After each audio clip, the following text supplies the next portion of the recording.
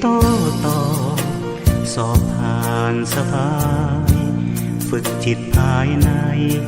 ได้มรรคองค์ธรรมสร้างสมบารมีมิให้ตกต่ำสภาวะธรรมส่องนำชีวิตหยุดโลภโกรธหลงปลงอนิจจังวางลงทุกสิ่งเมื่อจิตเรานิ่ง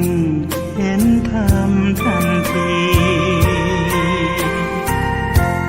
แจ่มแจ้งรู้จริงพร้อมวิหารสี่จุดหมายเรามีอยู่ที่นิพพานทุรธรรมนำพ้นล้นด้วยปัญญายกธรรมเมตตานำพาสื่อสารสัจจะโยนิโสมนสิการองค์โพธิญาณประทานให้เราจับนอกมองในไตรลักษณ์ให้นายวัฏฏะสงสารเวียนว่าอยู่นานพบผ่านแต่เศร้า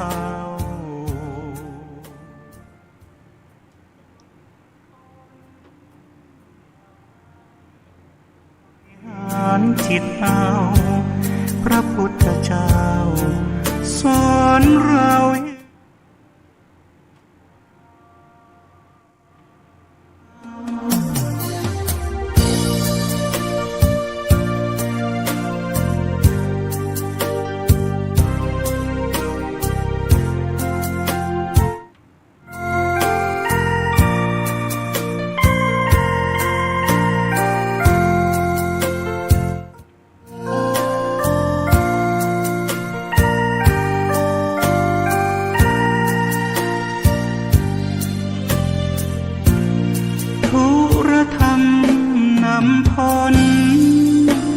ล้นด้วยปัญญายกธรรมเมตตานำพาสื่อสารสัจจะโยนิโสมนสิการองค์โพธิญาณประทานให้จับนอกมองในไตรลักษณ์ให้นายวัฏฏะสงสารเวียนว่าอยู่นานพบผ่านแต่เศร้าหลุดพ้นอย่างไรบริหารเอาพระพุทธเจ้าสอนเราเห็นทาง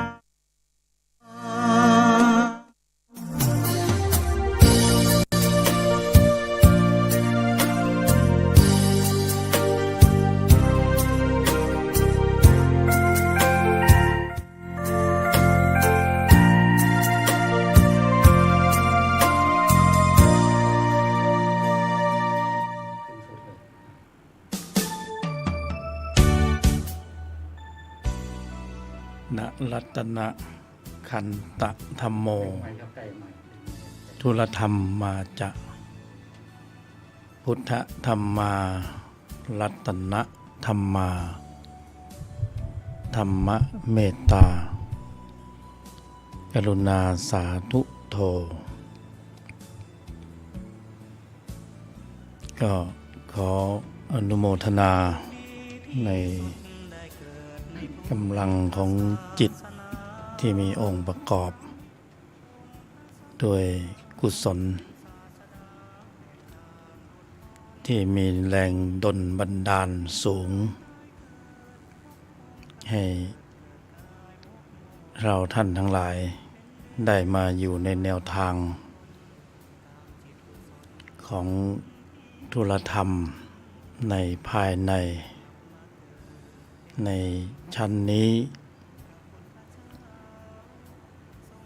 ก็ถือว่าเป็นกำลังของบุญหนุนส่งอีกวาระหนึ่งในการที่จะได้นำพากายแห่งการแสดงออก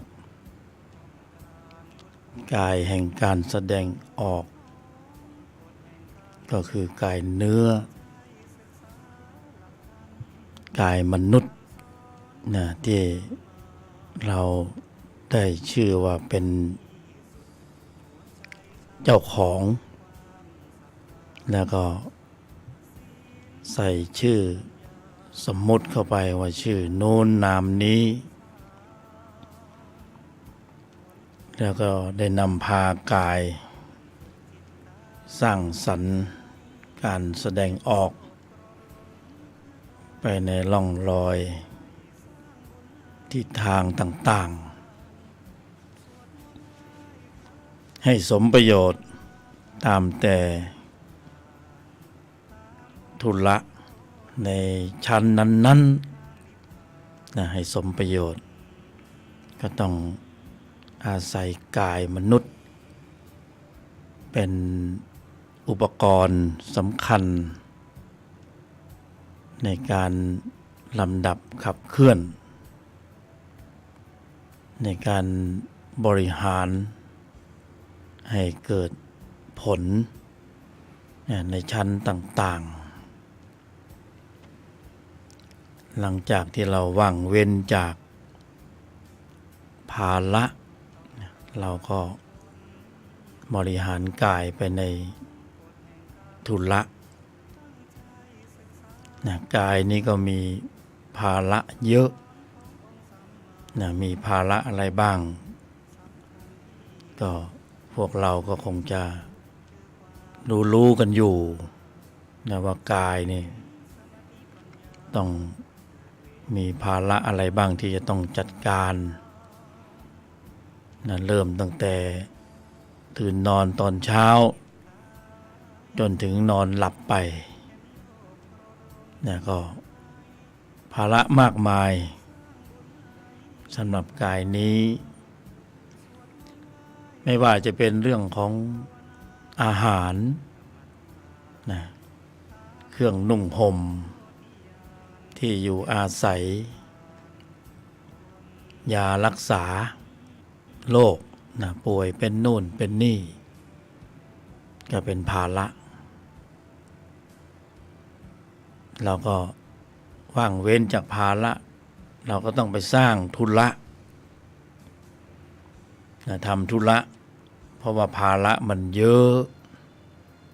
ก็เลยจึงต้องมีธุระเพื่อที่จะได้มาสนองต่อภาระเราก็เอากายไปสร้างธุระโลกธุระโลกภายนอกก็เป็นหน้าที่การงานต่างๆที่เราต้องไปทำนั่นคือธุระโลกตามบทบาทธุระโลกภายนอกเพื่อที่จะได้ทรัพย์สินเงินทองเพื่อเอามาสนองภาระภาระเป็นธุระโลกภายนอกและบางทีก็มีธุระโลกภายในก็มีอีก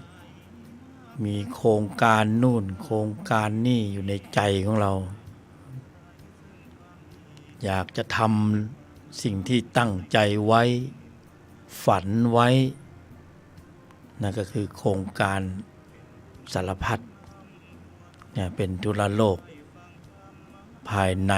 ที่คิดไว้แต่บางคนก็ได้แต่คิด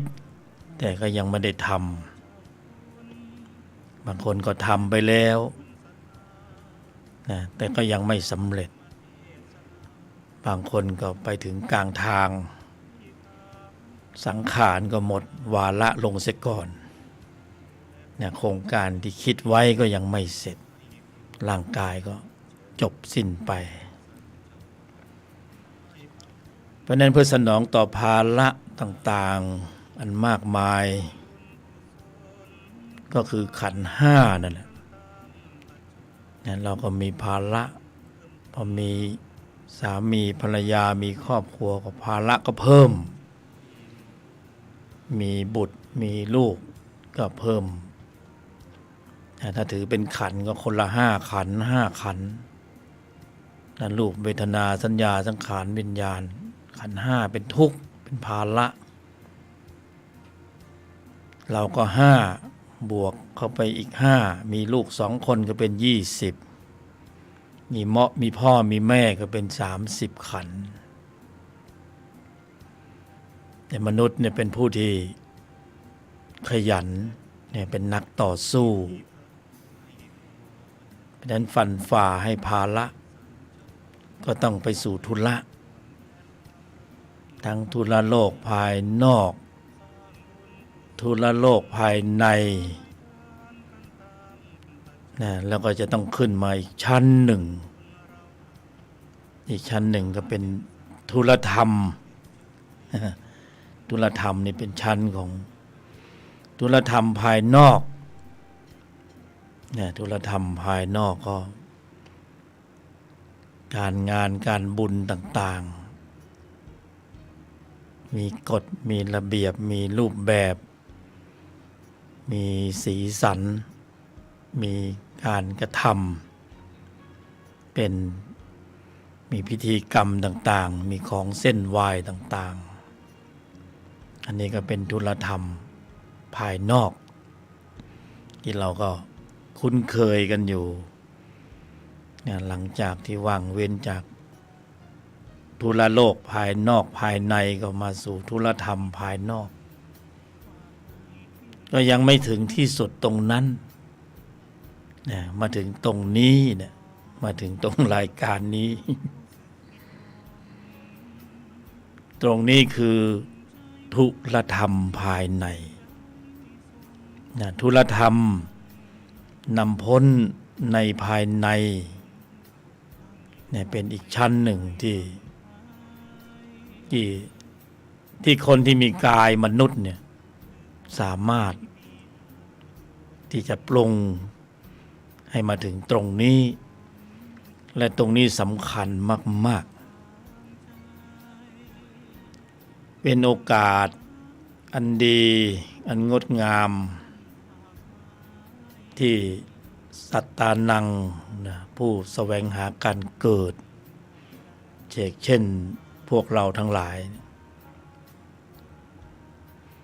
โอกาสอันงดงามมากที่ได้มีวาระ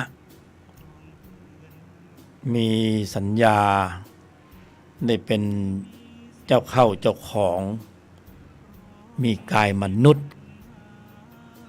เนี่ยกายมนุษย์เนี่ยสำคัญ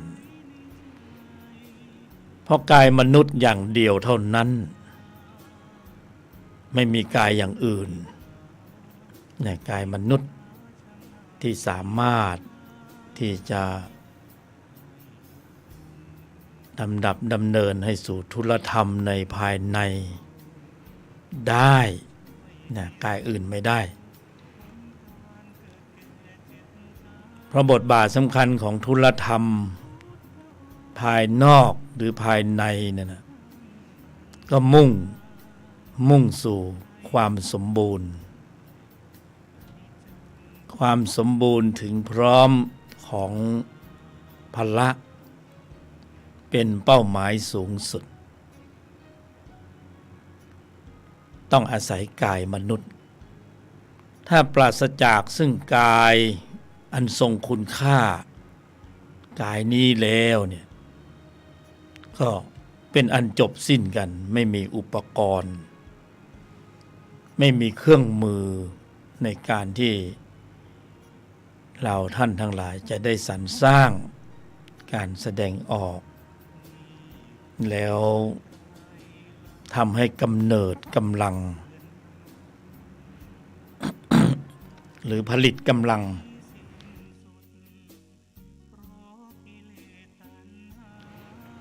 ให้เกิดกำลังของจิต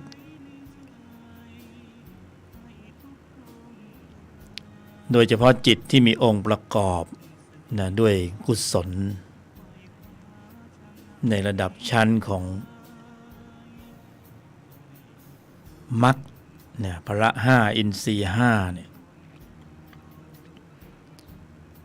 เพราะจุดสูงสุดที่ต้องทำให้ได้ในการเกิดมีอัตภาพร่างกายที่จิตวิญญาณมาเชื่อมโยงกับกายเนื้อเนี่ยแล้วจะต้องทำให้สมบูรณ์ถึงพร้อมและเป็นโอกาสอันงดงามมากๆในการที่จะสรรสร้างการแสดงออกในแนวทางแห่งพุทธะ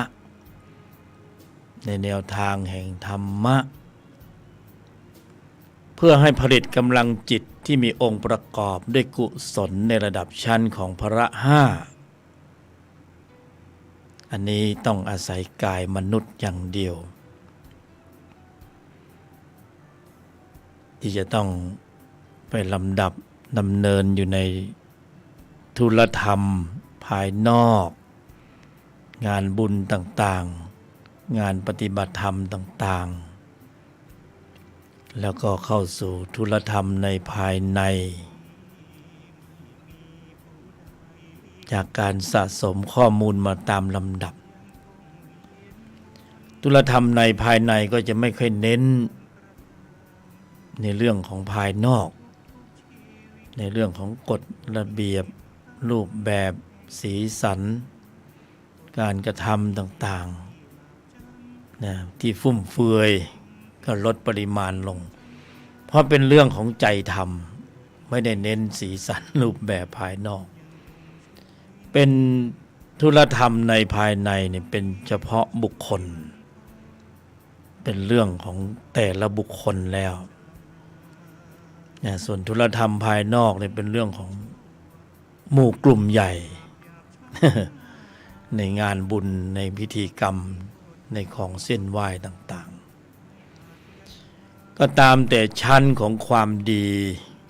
ที่แต่ละรูปแต่ละนามได้เจริญอบรมสะสมมาตามลำดับนั่นแหละก็ถึงชั้นสูงสุดก็คือชั้นธุรธรรมในภายในนี่เป็นชั้นที่ต้องทำนิสัยแล้วทำนิสัยอย่างเดียวนิสัยอะไรที่ต้องทำนิสัยอะไรที่ต้องทำให้สมประโยชน์ของการที่ได้มีอัตภาพร่างกายที่เป็นมนุษย์มีแก้วสารพัดนึกกายมนุษย์นี่เป็นแก้วสารพัดนึกเป็นอุปกรณ์อย่างดีที่สุดๆแต่ว่าเราจะใช้อุปกรณ์นี้ให้สมประโยชน์หรือเปล่าจะใช้อุปกรณ์ที่เป็นกายมนุษย์นี้ให้สมประโยชน์หรือเปล่าหรือไม่อยู่ที่เราบางคนก็เอากายนี้ไปเฉพาะงานเรื่องธุระโลกโอ้ขยันมากบางคนก็เฉพาะงานเรื่องธุระโลกภายนอกภายในแต่ก็ไม่ได้สนใจให้เวลาต่อธุรธรรมบ้างเลยอันนี้ก็มันก็มีผลในทุกชั้นนะทุกชั้นที่เราดำเนินก็มีผลหมดแต่เราฝักใฝ่ในธุระโลกมากเราก็จะพวกสนองภาระปัจจัย4ปัจจัย5ที่อาหารที่อยู่อาศัยเครื่องนุ่งห่มยารักษาโรครถยนต์โทรศัพท์มือถือเนี่ย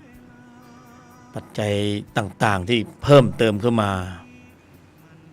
ก็จะเป็นให้ทำให้เราอยู่ในวังวนของธุระ เนี่ยวังวนของทุรโลกมันก็จะหล่อเลี้ยงไปด้วยกำลังของจิตที่มีตัวประกอบเนี่ยตัวประกอบก็เริ่มตั้งแต่ตัวอัตตานะตัวอวิชชาตัวมานะตัวทิฏฐิตัวโลภะโทสะโมหะอันนี้เป็นพื้นอยู่แล้วมีอยู่แล้วอันนี้มีข้อมูลอยู่ในปริมาณที่เข้มข้นพอเราโฟกัสเรื่องทุรโลกมากๆมันได้ใช้ได้ใช้จิตที่มีตัวประกอบด้วยโลภะ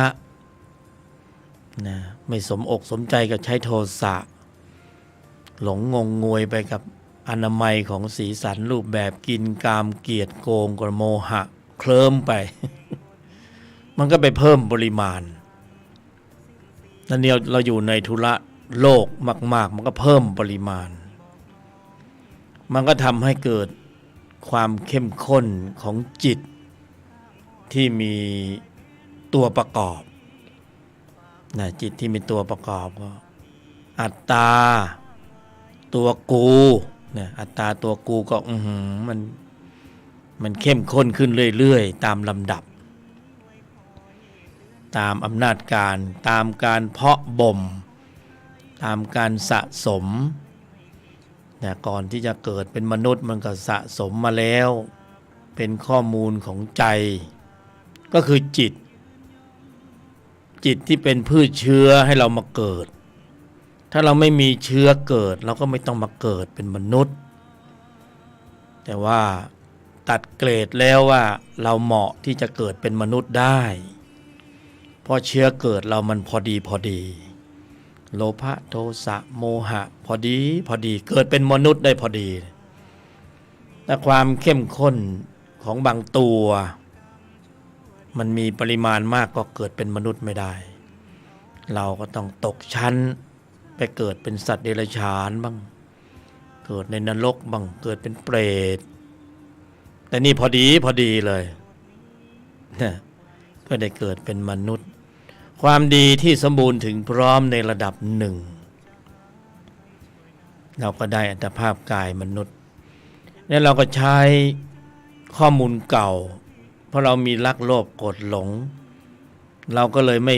ไม่กระด้างกระเดื่องไม่เขินที่จะใช้โลภะโทสะโมหะอวิชชาแบบสะดวกโยทินเพราะว่ามันเป็นของเก่าดั้งเดิมที่เราเคยชินเราเคยใช้มันมีอยู่แล้วในใจของเรานะออกจากท้องแม่มามันก็บรรจุมาไว้เรียบร้อยแล้วลงโปรแกรมไว้ให้เรียบร้อย นะไอ้ใครบางคนก็โปรแกรมเข้มมากบางคนเข้มน้อยก็สังเกตดูเกิดร่วมท้องแม่เดียวกันนิสัยไม่เหมือนกันไอ้ความเข้มข้นก็ข้นเข้มไม่เหมือนกันนะเกิดออกมาแล้วก็นานลงโปรแกรมมาให้เรียบร้อยนะก็คือโปรแกรมรักโปรแกรมโลภโปรแกรมโกรธโปรแกรมหลงบรรจุข้อมูล บรรจุข้อมูลมาให้เสร็จสับเลยไอ้เราพอรู้เนื้อความปุ๊บเราก็ใช้เป็นได้ใช้เลยนะใช้ความโกรธใช้ความโลภใช้ความหลงตั้งแต่เด็ก ตั้งแต่อ้อนแต่ออดเนี่ยตั้งแต่แบบเบาะ ไอ้เราใช้เป็นแล้วนี่เราใช้ก็ใช้มาจนถึงวันนี้เนี่ยเราก็ยังใช้อยู่แล้วก็พรุ่งนี้ก็จะใช้อีกนะต่อไปก็จะใช้ต่อไปนะตายเกิดจากมนุษย์ไปแล้วไอ้ข้อมูลนี้มันยังอยู่จิตเขาเก็บข้อมูลไว้อยู่นะไปหย่อนในภพไหนภูมิไหนที่มันสามารถจะอ่านแสดงข้อมูลได้มันก็จะแสดงออกมาทีนี้จิตตัวนี้เวลามาอยู่ในกายมนุษย์เนี่ยแสดงข้อมูลได้ดีที่สุดเพราะกายมนุษย์นี่โอ้โหถ้าเหมือนโทรศัพท์มือถือก็ครบเครื่อง เล่นได้ทุกแอปนะฟังก์ชันมันครบเพราะนั้นมาอยู่ในกายมนุษย์ก็โอ้โหมาเลยรักโลภโกรธหลงกินกรรมเกียจโกงนะเห็นผิดเพ่งโทษผลประโยชน์โกรธเคืองโอ้ยสารพัดเป็นงานไม่ต้องบอกเนี่ยเป็นงานไม่ต้องบอกไม่ต้องสอนทำเป็นเนี่ยเป็นงานจิตที่มีตัวประกอบด้วยโลภะโทสะโมหะอวิชชาได้ใช้แล้วนะในยุคสมัยที่มาเชื่อมสัญญากับกายมนุษย์เนี่ยใช้ต่อไปทีนี้ปัญหาคือเวลาใช้มากๆเนี่ยใช้บ่อยๆจนชินเนี่ยจิตพวกนี้มันมีวิบากเขาเรียกวิบากจิตเวลาเราใช้จิตที่มีตัวประกอบด้วยโลภะโทสะโมหะนะฟีดแบ็กมันออกมาก็คือวิบากจิตมันส่งผลมีสภาวะของความทุกข์เกิดขึ้นตรงนี้แหละไอ้ตรงนี้แหละคือพืชเชื้อแห่งทุกข์เนี่ยนะตัณหาความทยานอยากโลภะโทสะโมหะพอเราใช้ไปครั้งใดเนี่ยมันก็จะมีการเก็บข้อมูลแล้วก็จะมีวิบากจิตย้อนลอยกลับย้อนลอยก็มาแสดงออกตรงกายมนุษย์ของเราเนี่ยแหละความรู้สึกที่เป็นทุกข์กายทุกข์ใจก็มันเป็นเรื่องของข้อมูล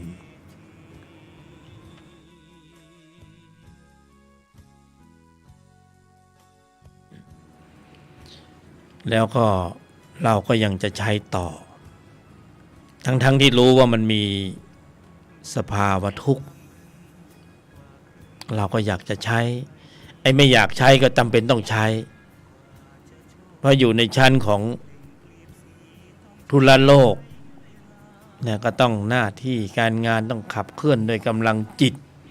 เหล่านี้เพื่อสนองตอบต่อภาระเพื่อสนองตอบต่อโอ้โหอาหารนะภาระคืออาหารที่อยู่อาศัยก็คือภาระเครื่องนุ่งห่มก็ภาระเจ็บป่วยก็ยาก็เป็นภาระอีกนะเพิ่มมาอีกโอ้อยากให้สบายกว่านี้ก็เอารถยนต์มาเอามือถือมันนะวิ่งกันเราก็ต้องสนองต่อภาระทั้งหมดเนี่ยการสะสมมันก็จึงสะสมนะมันไม่มีอะไรมากไปกว่าคำว่าสะสมข้อมูลปริมาณข้อมูลจิตนะที่มีตัวประกอบก็จะมีปริมาณมากขึ้นตามลำดับของเก่า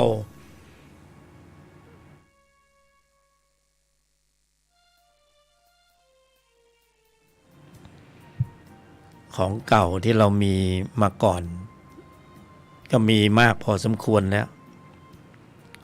เราก็มาใช้ข้อมูลเก่าแล้วก็เพิ่มข้อมูลเก่านะเป็นข้อมูลใหม่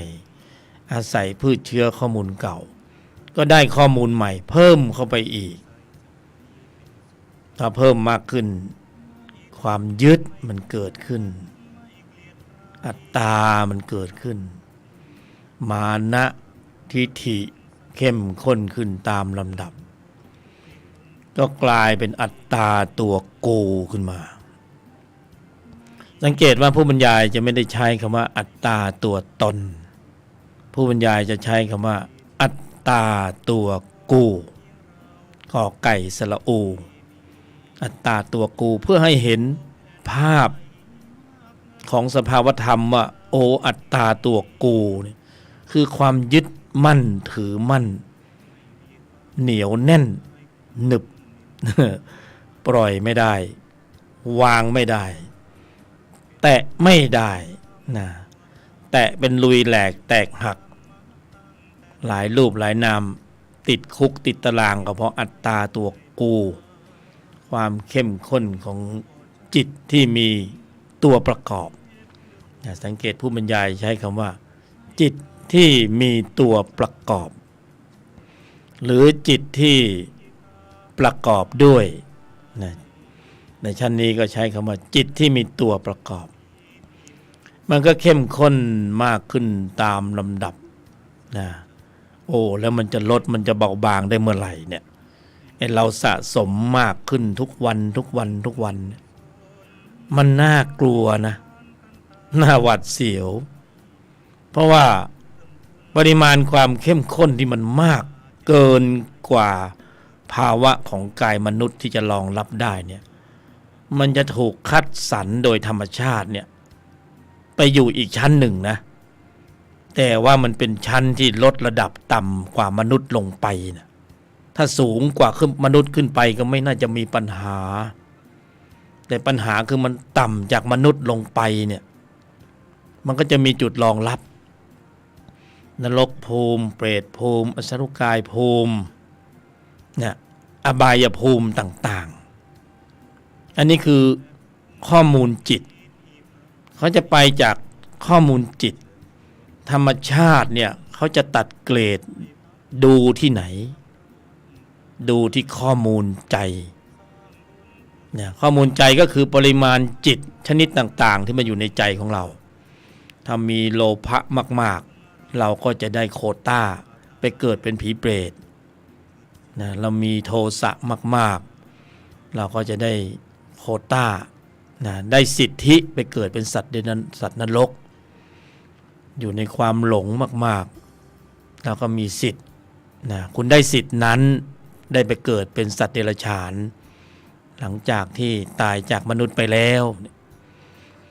เพราะนั้นการกระทำนั้นมีผลตอบแทนขอบอกไม่ใช่ผู้บรรยายคือเล่าสู่กันฟังทุกการแสดงออกในโลกนี้ไม่ว่าทุลธรรมทุลโลกภายนอกทุลโลกภายในทุลธรรมภายนอกทุลธรรมภายในในภายในทุกการแสดงออกเนี่ยจะมีจิตเกิดสอดรับทุกครั้งไปแล้วก็จะมีการเก็บข้อมูลโอ้โหตรงนี้แหละคือความยุติธรรม ใครจะไม่ยุติธรรมก็ไม่ยุติธรรมแต่จิตนี่นะจิตนี่เป็นธรรมชาติที่ยุติธรรมที่สุดยอดแล้วไม่มีอะไรสุดยอดได้นะถ้าเป็นอาชีพที่เป็นผู้ตัดสินหรือผู้พิพากษาเนี่ยก็ยุติธรรมตามตัวบทกฎหมายแต่บางทีในใจเนี่ยเราไม่รู้นะชั้นหนึ่งนะแต่จิตนั่นเขารู้ในใจของเราคิดอะไรเราพูดอะไรเราทำอะไรถูกเก็บข้อมูลหมดเลยนี่เราเข้าใจว่ามองไม่เห็นนะคงจะหลบจิตได้นั่นหลบไม่ได้นั่นยังไงก็หลบไม่ได้แม้ขณะฟังขณะนี้นะจิตที่มีองค์ประกอบด้วยกุศลเกิดขึ้นในใจของเรากี่ดวงเนี่ยล้วนแล้วแต่ถูกเก็บข้อมูลหมดเลยฟังทำไปเกิดธรรมปีติขนลุกนะเบากายเบาใจก็ถูกเก็บข้อมูลหมดเหมือนกันไม่หายไปไหนนะเราไม่เข้าใจจิตนะเราก็นึกว่าแอบไว้มอบไว้อยู่ในเซฟเฮาส์บ้างคงไม่มีใครเห็นแล้วคงไม่มีใครรู้แล้วแต่จิตเขารู้จิตเขาเห็นจิตเขาเก็บข้อมูลอยู่เขาจึงเป็นธรรมชาติที่สุดยอดยุติธรรมที่สุดไม่มีอะไรเท่าจิตแล้วนะจิตดังนั้นเราต้องระมัดระวังหน่อยในการแสดงออก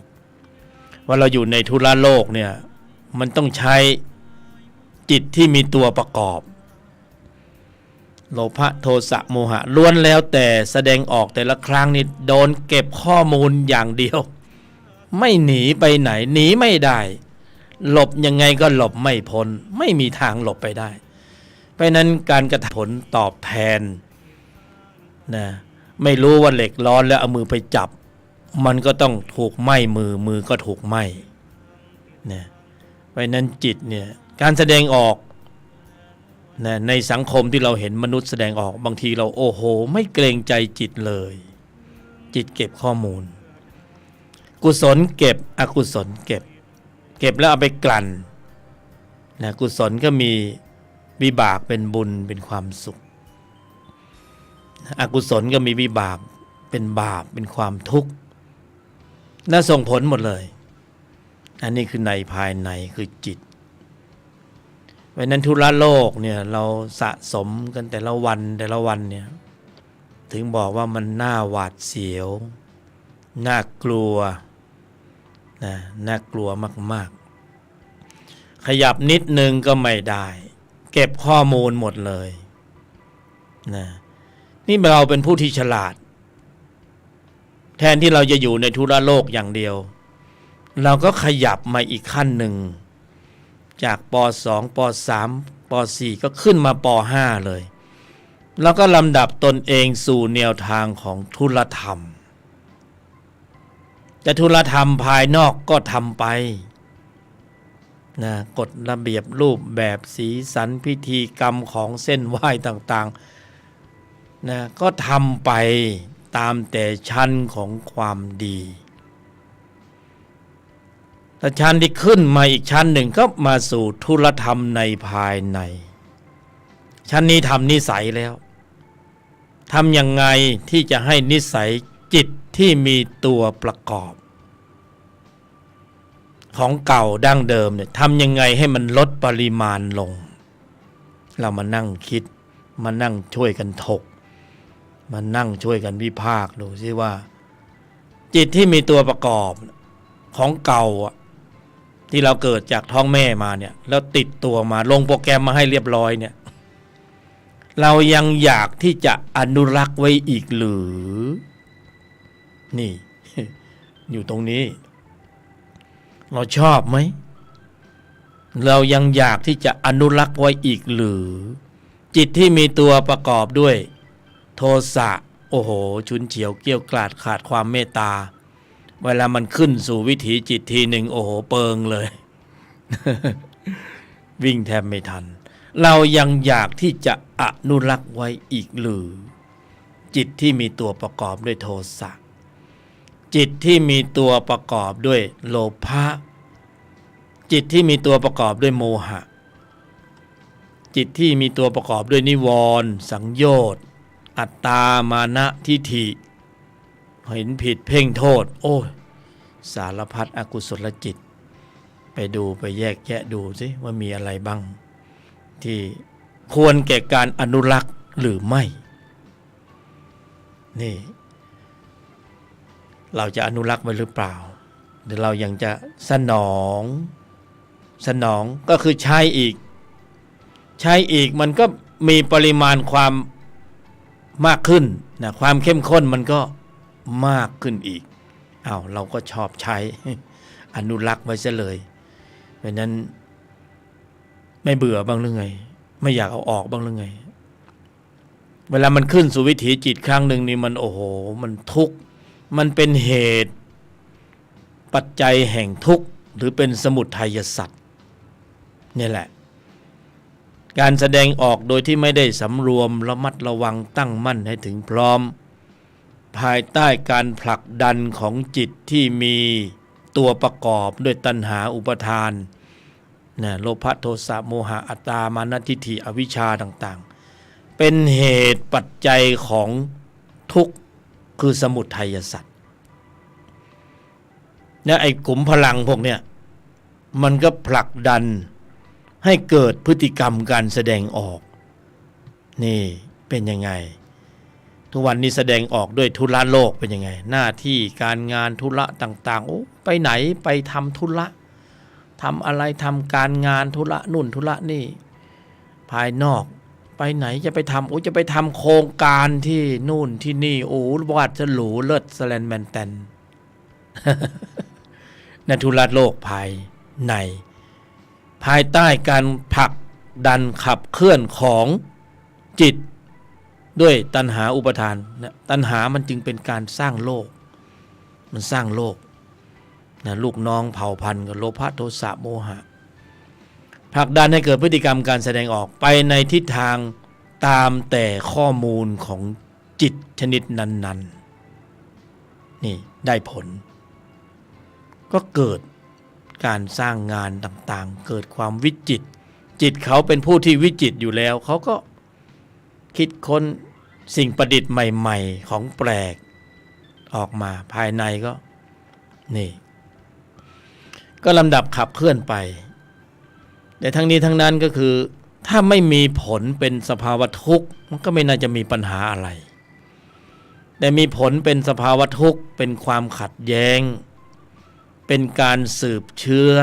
การเกิดในวัฏฏะสงสารนะถ้าเราอยู่ในวังวนอยู่ในคันลองนี้เนี่ยพญามารก็ตบมือให้นะพญามารก็ให้รางวัลแก่เราพญามาร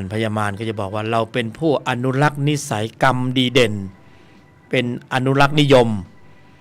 เป็นผู้ที่หนึ่งในการขับเคลื่อนกงล้อแห่งวัฏฏะสงสารให้หมุนเวียนไปเนี่ยเราเป็นผู้ที่เป็นทาสผู้น่ารัก เป็นทาสผู้ซื่อสัตย์นะภายใต้การชี้นำของพญามารนะของจิตที่มีตัวประกอบด้วยความหลากหลายจิตชนิดต่างๆเราก็เป็นผู้ที่ซื่อสัตย์และก็ทำตามจิตชนิดนั้นๆสั่งหลายคนที่ใช้จิตที่มีตัวประกอบด้วยโทสะก็ได้ไปอยู่ได้มีฐานะใหม่มีบ้านใหม่นะได้ชื่อใหม่บางคนเป็นนักโทษชายบางคนเป็นนักโทษหญิงก็มีบ้านใหม่ที่เป็นอยู่กันหลายๆคนอยู่ในกรอบสี่เหลี่ยมมีอะไรก็ช่วยเหลือกันเวลาจะรับประทานอาหารก็พร้อมกันมีเวลาจะขึ้นนอนอาบน้ำก็มีเวลาเนี่ยเป็นฐานะใหม่เพราะว่าเป็นผู้ที่อนุรักษ์นิสัยกรรมดีเด่นภายใต้การผลักดันชี้นำของจิตที่มีตัวประกอบด้วยโทสะหลายคนก็มีชื่อใหม่มีฐานะใหม่มีบทบาทใหม่นะภายใต้การผลักดันการชี้นำของจิตที่มีตัวประกอบด้วยโลภะนี่หลายคนก็มีชื่อใหม่มีฐานะใหม่ ไม่อยากได้ใช่ไหมมีบ้านใหม่โดยการผลักดันในภายใน ของจิตที่มีตัวประกอบด้วยนะโมหะอัตตามานะทิฏฐิหลายคนเป็นนักเรียนอยู่กำลังเรียนหนังสืออยู่ก็ได้สถานที่ใหม่ในสถานพินิจสถานคุ้มครองเยาวชนนะภายใต้การชี้นำของจิตที่มีตัวประกอบด้วยโทสะเราก็ได้ชื่อว่าเป็นนักมวยนักเรียนนักมวยนักเลงก็ได้ฐานะใหม่ได้บทบาทใหม่ภายใต้การชี้นำอีกแล้วนี่คือผลงานของจิตที่มีตัวประกอบทั้งนั้นเลยแต่ที่เล่ามาเมื่อกี้นี่นะไม่ใช่เป็นผลงานที่น่าเอาตัวอย่างไม่ใช่เป็นผลงานที่ดีภายใต้การชี้นำของจิตที่มีตัวประกอบด้วยนะโทสะโลภะโมหะอวิชชาในภายในมันเป็นขุมพลังงานอยู่ในใจของเราหลายคนเวลากระทำกรรมเสร็จแล้วก็บอกว่ามันเกิดจากการบันดาลโทสะบันดาลโทสะคือทนไม่ได้บอกว่าของขึ้นก็นี่แหละนะต่อไปให้รู้จักทนให้ได้นะถ้าทนไม่ได้เราก็จะมีฐานะใหม่หลายรูปหลายนามก็ต้องปลิดชีพตัวเองแต่ก็น่าเสียดายนะหลายคนก็เปลี่ยนฐานะใหม่ไปแล้วบางคนก็ต้องเสียชีวิตไปเป็นเรื่องเศร้าที่เล่ามานี้เป็นเรื่องเศร้าซึ่งสามารถที่จะแก้ไขได้ไม่คล้อยตามจิตเหล่านี้ได้ไม่เคลิ้มตามจิตเหล่านี้ได้มันจะชี้นำยังไงมันก็ชี้นำตามธรรมชาติของมัน เนื่องจากว่าความเข้มข้นของจิตเรานี่มีปริมาณสูงเราจึงอยู่ในภาวะที่ทนได้ยากก็คือทนไม่ได้นะทนไม่ได้เวลามันพุ่งขึ้นสู่วิถีจิตเนี่ยมันมาพร้อมนะอัตตาตัวกูมาว่ากูมาด่ากูมาทำให้กูเจ็บมาทำให้แก่คนรักของกูโอ้ยสารพัดเหตุผลน่ะไม่รู้จะสาธยายยังไงมันมีเหตุผลกูทั้งนั้นแหละอัตตามานะทิฏฐิอนุรักษ์นิยมจิตที่มีตัวประกอบโอ้ยเข้มข้นเล่าแล้วฟังแล้วหวาดเสียวฟังแล้วน่ากลัวฟังแล้วจะทำยังไงล่ะมันอยู่ในใจเรามันอยู่ในใจมันเป็นข้อมูลจิตอยู่ในใจของเรานะถ้าพูดในทางกายมนุษย์ก็คือมะเร็งร้ายทางจิตเชื้อโรคร้ายทางใจมะเร็งร้ายทางใจจิตที่มีตัวประกอบเนี่ยแหละโลภะโทสะโมหะอวิชชาเนี่ยมันคือมะเร็งร้ายมันตอนนี้เราก็เท่ากับว่าเราป่วยกันแล้วนะถ้ามีจิตเหล่านี้อยู่ในใจเนี่ยเดี๋ยวจะเป็นโรคเออร์เลอร์ก็คือข้อมูลมันมีปริมาณมากเกินไปเราจะแย่เอานะถ้ามากขึ้นเราจะแย่เราจะเป็นโรคซึมเศร้า เนี่ยมันจะเป็นอย่างนี้เพราะนั้นไอ้ข้อมูลเหล่านี้นะถามกลับจะอนุรักษ์มันไว้ทำไมจะเก็บมันไว้ทำไมจะเพิ่มปริมาณของมันไว้ทำไมนะทำไมไม่รู้จักลดปริมาณของมันลงหลายคนก็อาจจะมีคำถาม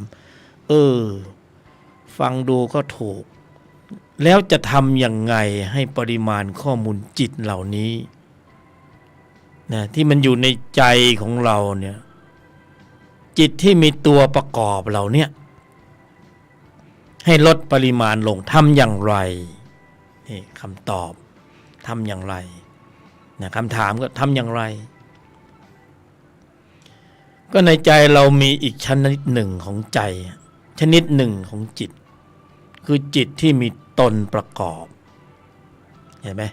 เมื่อกี้นี่จิตที่มีตัวประกอบ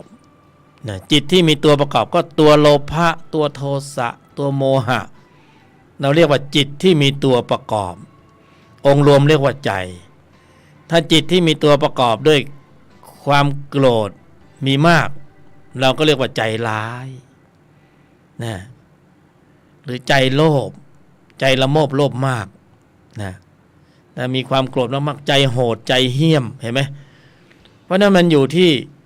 ข้อมูลจิตนะมันจริงบทสรุปมันใจนี่เหมือนฝ่ายบัญชีสรุปถ้าจิตที่มีตนประกอบด้วยกุศลมีมากก็ใจดีนะเวลาเราไปทำบุญมาใจดีเวลาเจริญปัญญาฟังธรรมะใจเราก็สบายดีใจเพราะนั้นอยู่ที่ข้อมูลการที่จะให้ปริมาณข้อมูลจิตที่มีตัวประกอบนั้นลดปริมาณลงลดกำลังลงนะก็ต้องเข้าสู่กระบวนการอยู่ๆจะให้เขาลดเขาอยากจะลดไหมเขาไม่อยากลดหรอก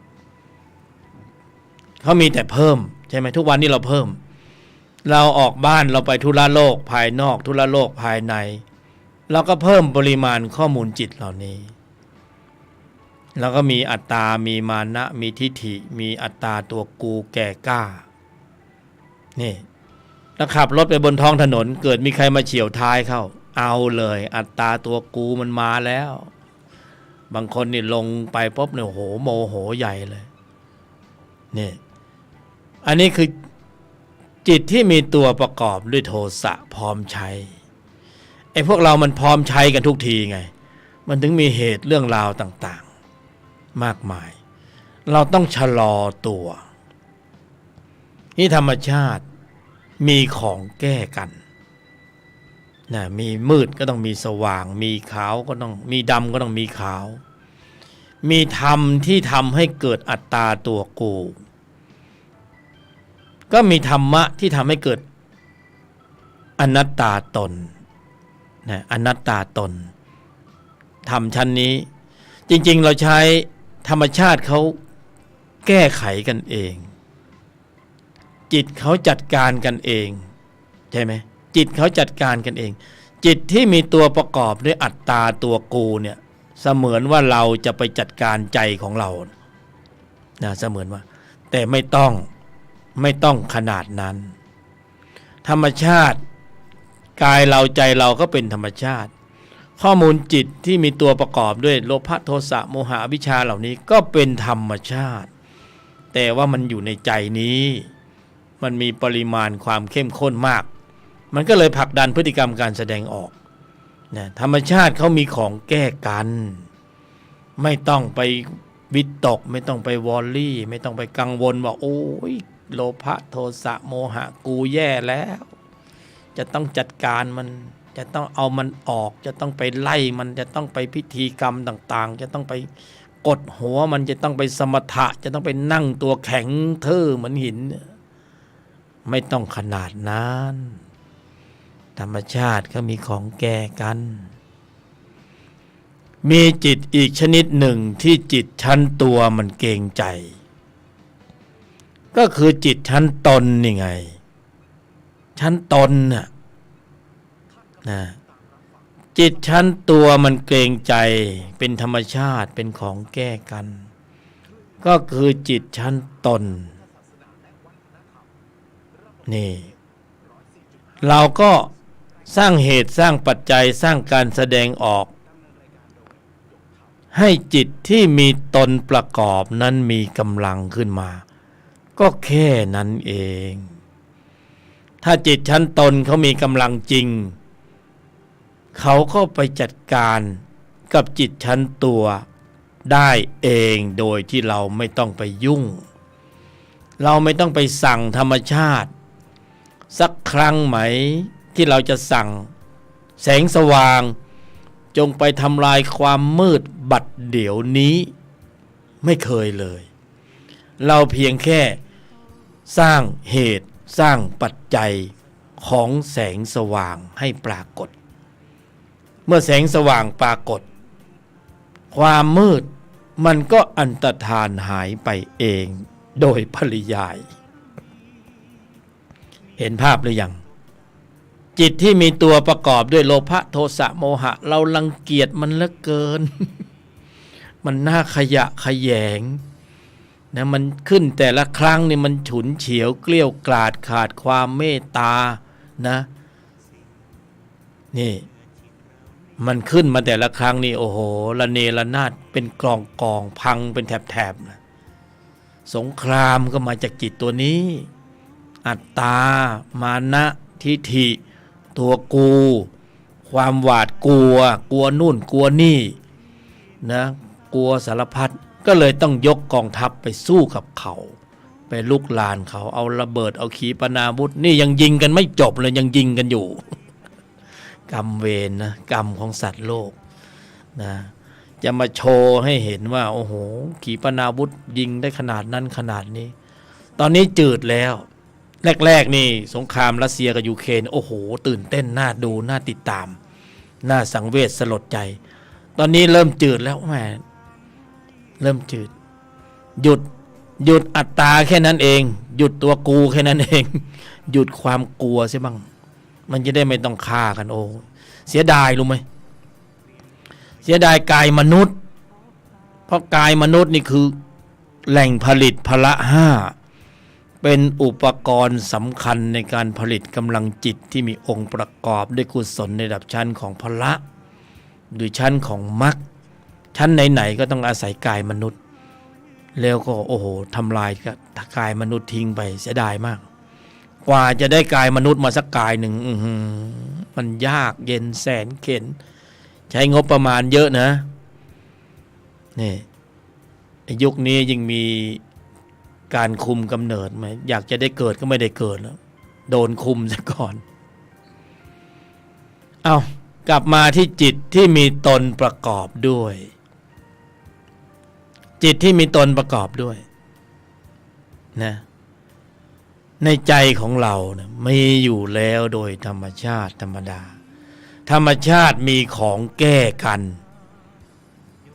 ถ้าเรายังขืนคิดว่าเราจะต้องรันนิ่งไปตามโลภะโทสะโมหะเราจะหัวทิ่มหัวตำข้างหน้าแน่ๆเพราะขืนเดินต่อไปมาข้างหน้ามันคือหุบเหวลงเหวภายใต้การชี้นำของจิตที่มีตัวประกอบด้วยโลภะโทสะโมหะอวิชชาผลักดันให้เกิดพฤติกรรมการแสดงออกระบบคิดพูดทำเป็นอกุศลล้มเหลวหมดแล้วเป็นยังไงใครมานั่งดูความล้มเหลวจิตที่เป็นธรรมชาติคอยบันทึกข้อมูลอยู่แล้วเอาไปกลั่นก็บอกแล้วว่าไม่หายไปไหนการแสดงออกไม่ว่าในที่ลับที่แจ้งไม่หายไปไหนไม่สามารถจะหลบเลี่ยงการบันทึกข้อมูลของจิตได้เพราะฉะนั้นจิตก็จะบันทึกข้อมูลหมดแล้วเอาไปกลั่นเป็นสภาวะทุกข์ย้อนลอยกลับสู่ใจนี้แหละที่มาของทุกข์ที่มาของมนทินความรู้สึกคือวิบากจิตมันเศร้าปริมาณข้อมูลมันมากขึ้นมันทำให้บุคคลคนนั้นเพี้ยนไปเบอร์ไปบ้องไปเออเลอร์ไปซึมเศร้าไปเพราะปริมาณข้อมูลจิตที่มีตัวประกอบด้วยอกุศลมันล้นใจแล้วนะมันมากเกินไปต้องมีระบบถ่วงดุลธรรมชาติมีระบบถ่วงดุลให้แล้วก็คือจิตที่มีตนประกอบนะต่อเต่านอนหนูตนประกอบก็คือความดีที่สมบูรณ์ถึงพร้อมในระดับหนึ่งนะจนมีกำลังสูงสุดความดีที่สมบูรณ์ถึงพร้อมในระดับหนึ่งเรียกว่าตนในที่นี้เพื่อเรามาเจริญปัญญาเนี่ยเพื่อความสมบูรณ์ถึงพร้อมของพละอันได้แก่ศรัทธาความเพียรสติสมาธิปัญญาตนศรัทธาตนความเพียรตนสติตนสมาธิตนแห่งปัญญาเพื่อความสมบูรณ์ถึงพร้อมของกุศลจิตในระดับชั้นนี้ซึ่งกายมนุษย์สามารถทำได้เช่นเดียวกันไม่ได้ทำได้แต่ชั้นตัวไม่ได้ทำได้แต่ชั้นทุลโลกภายนอกทุลโลกภายในแต่สามารถทำได้ในระดับชั้นของทุลธรรมภายนอกและที่สุดแห่งธรรมคือทุลธรรมในภายในเห็นไหมได้อะไรลำดับดำเนินเจริญสู่แนวทางของธรรมในชั้นนี้แล้วกำเนิดกำลังจิตที่มีองค์ประกอบด้วยกุศลในระดับชั้นของพละขึ้นมาใหม่เห็นไหมถ้าเราอยู่ในอนามัยของวัฏจักรจิตนอกทุลโลกภายนอกทุลธรรมทุลโลกภายในก็กำเนิดกำลังเหมือนกันได้กำลังของจิตที่มีตัวประกอบด้วยโลภะโทสะโมหะอวิชชาของเก่าที่มีปริมาณอยู่พอสมควรหนักหนาสาหัสอยู่แล้วก็เพิ่มปริมาณเข้าไปอีกเอาแล้วเนี่ยเพิ่มเข้าไปอีก เห็นไหมเราควรจะเพิ่มชั้นไหนอะเราควรจะเพิ่มชั้นโลกหรือเราจะเพิ่มชั้นทุลโลกหรือจะเพิ่มชั้นทุลธรรม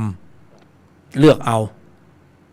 นะก็เห็นอยู่แล้วว่ามันเป็นยังไงเราจะเพิ่มชั้นไหนเราเป็นผู้ฉลาดเราเป็นผู้ที่ทรงภูมิแห่งปัญญามนุษย์เป็นผู้ที่ทรงภูมิแห่งปัญญาเป็นผู้ที่ฉลาดเราก็ต้องเลือกเฟ้นสิ่งที่ดีๆให้สมบูรณ์ถึงพร้อม แล้วก็ยกระดับจิตวิญญาณให้ขึ้นสู่ระดับที่ควรจะเป็นใช่ไหมหรือเราจะลดระดับชั้นลงไปนี่วันนี้หลายรูปหลายนามสัตตานังผู้แสวงหาการเกิดยังมีโอกาสเหลืออยู่ยังมีโอกาสเหลืออยู่เพราะนั้นเร่งทำความเพียรนะโดยเฉพาะการทำนิสัยนี่ถ้าเราไม่เร่งทำความเพียรโอกาสนี้จะมีได้ในยุคสมัยที่เราได้มีกายมนุษย์มีอุปกรณ์อย่างดีเนี่ยกายมนุษย์นี่เป็นอุปกรณ์เป็นชั้นเยี่ยมเป็นโรงงานผลิตเป็นแก้วสารพัดนึกในการที่จะผลิตกำลังจิตที่มีตนประกอบนะให้ปรากฏเป็นฌานเป็นปัญญาเป็นญาณเป็นองค์ความรู้ที่พิเศษที่สัมผัสได้ที่ตามนุษย์มองไม่เห็นแต่ผู้ปฏิบัติรู้ได้เฉพาะตนเฉพาะบุคคลว่าความไม่ธรรมดามีจริงนี่เพราะนั้นบทบาทชั้นล่างเนี่ยชั้นล่างชั้นทุลโลกภายนอกทุลโลกภายในเรารู้เราทำกันมามากแล้วนะไม่ต้องบอกไม่ต้องสอนตัวเล็กตัวน้อยทำเป็นหมดแต่ในชั้นนี้นี่ชั้นของทุลธรรมในภายในแม้กระทั่งทุลธรรมภายนอกกฎระเบียบรูปแบบสีสันการกระทำต่างๆข้อวัดปฏิบัตินะพิธีกรรมของเส้นไหว้เราก็คุ้นเคยเราก็ทำกันมามากแล้วชั้นนี้เป็นชั้นสุดท้ายก็คือการทำนิสัยเพื่อให้ได้นิสัยเหนือนิสัยนี่ไอ้ชั้นล่างนี่เป็นไงนิสัยเก่าเราเคยใช้เคยชินถ้าขืนใช้ต่อไปก็เห็นไหมนิสัยโกรธนิสัยโลภนิสัยหลงเห็นผิดเพ่งโทษผลประโยชน์โกรธเคืองวิพากษ์วิจารณ์นะ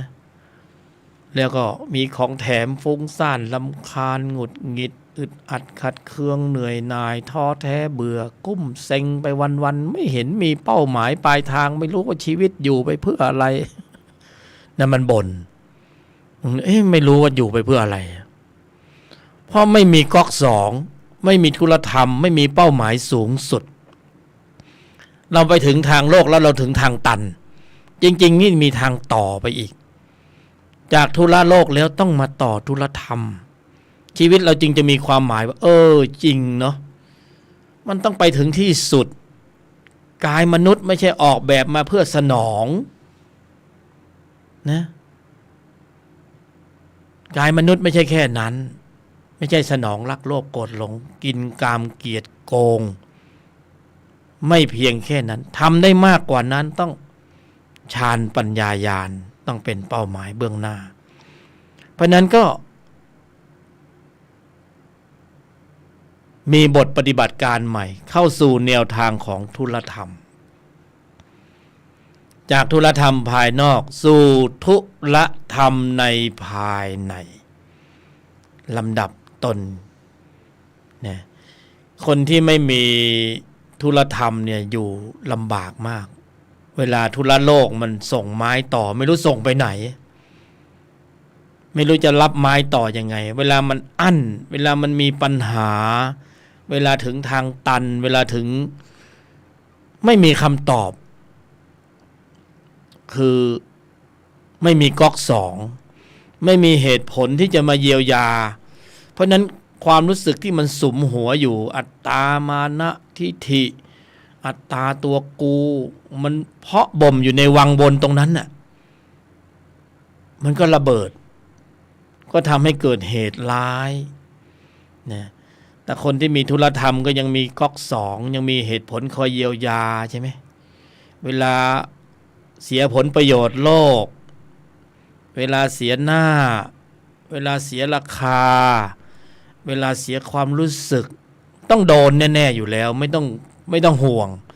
หนีไม่ออกยังไงก็ต้องเจอถ้าเราอยู่ในทุรโลกใช่ไหมทุรโลกภายนอกทุรโลกภายในโครงการนู้นโครงการนี้จะทำยังไม่ทันได้ทำพังทลายซะก่อนนะเป็นโรคเครียดโรคสารพัดกิจการต่างๆเจ๊งระเนระนาดโควิดมานะก็วิบัติกันทั่วหน้าที่นี่ไม่มีเหตุผลธรรมะไว้รองรับเยียวยาเลยก็เครียดนะหลายคนก็ต้องปิดชีพตัวเองแล้วก็มีความโกรธมีความบ้าขึ้นไม่มีก๊อกสองพอมีธุรธรรมก็จะมีเหตุผลพละก็จะดึงสติสมาธิปัญญาเข้าไปประทับไว้ในใจนะก็ฉุดคิดขึ้นได้มันเป็นเพียงแค่สมมุตินี่นาจะเอาเป็นเอาตายอะไรกันนักกันนาอยู่กันไม่กี่ปีก็ต้องเดินทางต่อแล้วเพราะนั้นเป้าหมายมันไม่ใช่เป้าหมายที่สุดความยึดมั่นถือมั่นในอัตตาตัวกูมันก็จะเริ่มเบาบางลงนะถ้าไม่มีก๊อกสองไม่มีธุรธรรมความยึดมั่นถือมั่นในอัตตาตัวกูก็เหนียวแน่นเข้าไปใหญ่ยึดสารพัดเลยยึดอะไรที่มันอยู่ใกล้นะยึดหมดเลยนะยึดอัตตาตัวกูเป็นกายเราของเราเนี่ยผมไม่ต้องอธิบายนะเพราะนั้นระบบของธุรธรรมนี่เขาจะมีระบบช่วยเสริมเขาเรียกว่าระบบปลดปลงปล่อยวาง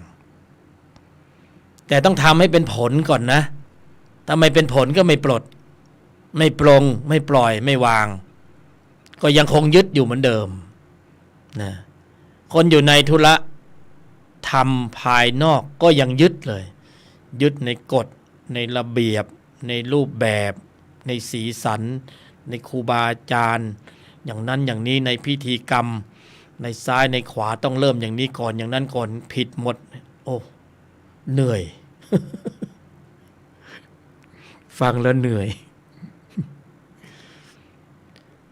นะถ้าจะเป็นธุรธรรมในภายในไร้ซึ่งกฎระเบียบรูปแบบแล้วมีแต่คำเดียวรู้ควรนะเพราะจะต้องเดินทางสู่เส้นทางของการปลูกสร้าง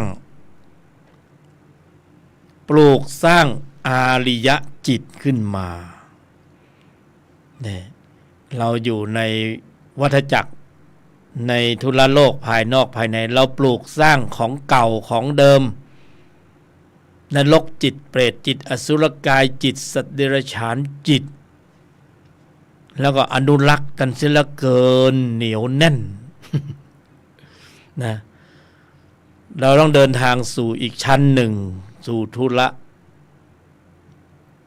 ธรรมภายนอกแล้วสู่ธุรธรรมในภายใน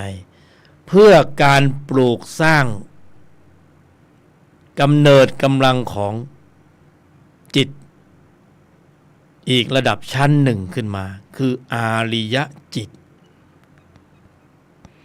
ทุกคนทำได้หมดสามารถมีให้ปรากฏบังเกิดได้หมดการที่จะได้มีกายมนุษย์ไม่ง่ายเพราะนั้นคนที่มีแล้วมามีแล้วไม่ธรรมดานะสามารถที่จะผลิตกำลังของจิตที่มีองค์ประกอบด้วยกุศลในระดับชั้นของอาริยะได้อย่าได้มองข้ามตรงนี้ไปเพราะว่าถ้าปราศจากกายมนุษย์แล้วก็ไม่มีอุปกรณ์ไหนที่จะสามารถผลิตกำลังจิตที่มีองค์ประกอบด้วยกุศลในระดับชั้นของโลกุตระได้นอกจากกายมนุษย์เท่านั้นจะเห็นว่าสำคัญอย่างยิ่งนะเพราะนั้นกายนี้เป็นกายที่ต้องหวงแหนอย่าไปปู้ยี่ปู้ยำอย่าไปใช้เปลืองอย่าไปเอาสิ่งที่เป็นอันตรายเข้าไปในกายนี้มากจนเกินไปเหลือไว้ทำประโยชน์ในชั้นของธุรธรรมบ้าง นะบางคนเอาไปใช้ประโยชน์ในทางธุระโลกโอ้โหโลภะโทสะโมหะเข้มข้นนะเคยไปแถวเยาวราชไหม วุ่นวายกันซะเหลือเกินใช่ไหมโอ้อาแปะอาซิมอาซออาเฮียนะอาเจกอากูอากิมเป็นยังไงโอ้แต่ละคนก็สวสูงวัยหมดเลยแต่ก็ยังเข้มข้นในเรื่องของผลประโยชน์แต่ก็ไม่รู้นะว่างๆเขาก็คงมีเวลาไปธุระธรรมเหมือนกันในเวลาที่ต้องหาเงินก็ต้องหาไปแต่เราก็ต้องแบ่งสัดส่วนให้ดีเพราะว่าระยะเวลาของกายมนุษย์นี้มันก็ไม่เกิน100 ปีพอถึง50-60ก็เริ่มขาลงแล้วใช่ไหมเวลาเรายังเป็นเด็กอยู่วัยรุ่นกลางคนแล้วก็ถึง50เราโอ้โหสนุกสนานชีวิตมีความหมายมีเป้าหมายมีความฝันมีธุระโลกมีโครงการนั้นโครงการนี้พอถึง50ขึ้นเหมือนเราโยนหินไปถึงทางตรงกึ่งกลางของจุดศูนย์ถ่วงมันเริ่มหล่นแล้วโอ้ยขาลงแล้วเนี่ยไอโครงการต่างๆเริ่มแผ่วแล้วโอ้ยกูจะไม่รอดอยู่แล้วกูจะไปโครงการไหนอีกนะจะอยู่ถึงกี่ปีก็จะไม่รอดอยู่แล้วโครงการนู่นโครงการนี่สงสัยต้องพับเก็บไปแล้วเหลือเวลาไม่มากมาสู่ธุรธรรมภายนอกค่อยๆเป็นไปทีละนิดเท่านั้นสังขารจะหมดวาระลงแล้วเวลาไม่พอแล้วเนี่ยนะให้เวลากับธุระโลกไปนานไปเยอะเลยแทบไม่ได้ผลิตกำลังจิตที่มีองค์ประกอบด้วยกุศลในระดับชั้นของพละเลยมีแต่เติมแต่ไม่ได้เติมบุญเติมบาป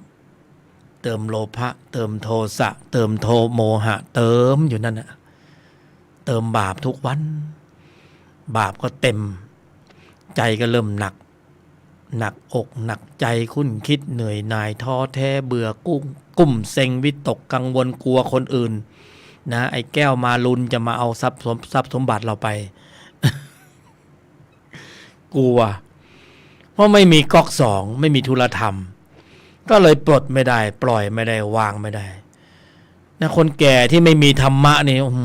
น่าสงสารที่สุดเลยความยึดแล้วไม่ปล่อยเนี่ยน่าเอ็นดูไม่รู้จะบอกยังไงเพราะว่าในสมัยที่ยังมีกายมีแรงอยู่ไม่ดำเนินอยู่ในธุรธรรมไม่ดำเนินในธุรธรรมก็ไม่ได้ข้อมูลจิตที่มีองค์ประกอบด้วยกุศลในระดับชั้นของพละไม่ได้ข้อมูลนี้เมื่อข้อมูลนี้ไม่มีไอ้ความยึดมั่นถือมั่นดั้งเดิมมันก็ยังเหนียวแน่นอยู่นะต้องปล่อยให้ได้วางไว้ได้ตามสภาพของความเป็นผู้ที่มีสวสูงวัยนะนี่ได้ไหมลดได้ไหมเพราะฉะนั้นกายมนุษย์เนี่ยจึงเป็นกายที่มีประโยชน์สูงสุดเราหลายรูปหลายนามที่ยังมีโอกาสเราจะเพิ่งไปทำลายเขาทิ้งนะต้องอนุรักษ์เขาไว้เพราะเขาคือขุมพลังแห่งการผลิตกำลังจิตที่มีองค์ประกอบด้วยกุศลโดยเฉพาะพละห้าศรัทธาความเพียรสติสมาธิปัญญาต้องมีบทปฏิบัติการทางจิตเพื่อสร้างสรรค์การแสดงออกให้กำเนิดกำลังของจิตที่เรียกว่าอริยจิตเหล่านี้ขึ้นมาเพราะนั้นจึงมีกรรมฐาน40มีสมถะมีวิปัสสนามีการกำหนดหมายควบคุมการแสดงออกในวันหนึ่งคืนหนึ่งต้องยังกุศลให้ถึงพร้อมทำจิตใจให้ขาวรอบไม่ทำบาปทั้งปวงเพื่อผลคือพละห้าเพื่อผลคือกำลังของจิตที่จะมีอุปการะมากที่สุดพอถึงจุดหนึ่งเนี่ยเราอยู่ในอนามัยของธุระโลกเราต้องอาศัยผลจากธุรธรรมเป็นก๊อกสองเป็นระบบปลดระบบปลงระบบปล่อยระบบวางให้ใจเรามีระบบนี้ถ้ามีระบบนี้ไม่ว่าโลกเราจะเจออะไรหนักๆก็ผ่านได้ นะไม่ตีอกชกตัวไม่ล่ำให้เสียจนน้ำตาไหลเป็นสายเลือดนี่ใครช่วยใครได้ไม่มีเราต้องช่วยใจของเราเองเพราะเราดันทุลังไปสร้างข้อมูลเก่าให้มันเข้มข้นเกินไป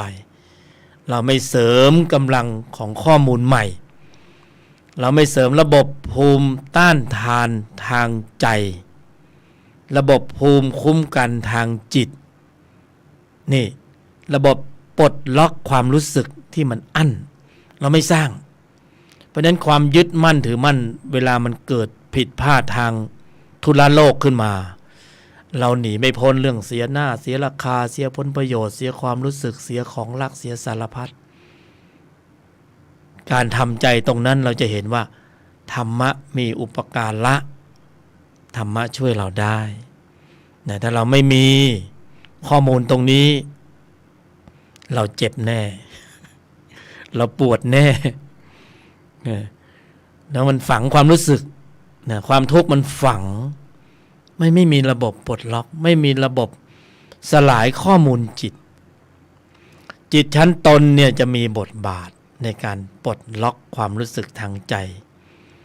ระบบที่ว่านี้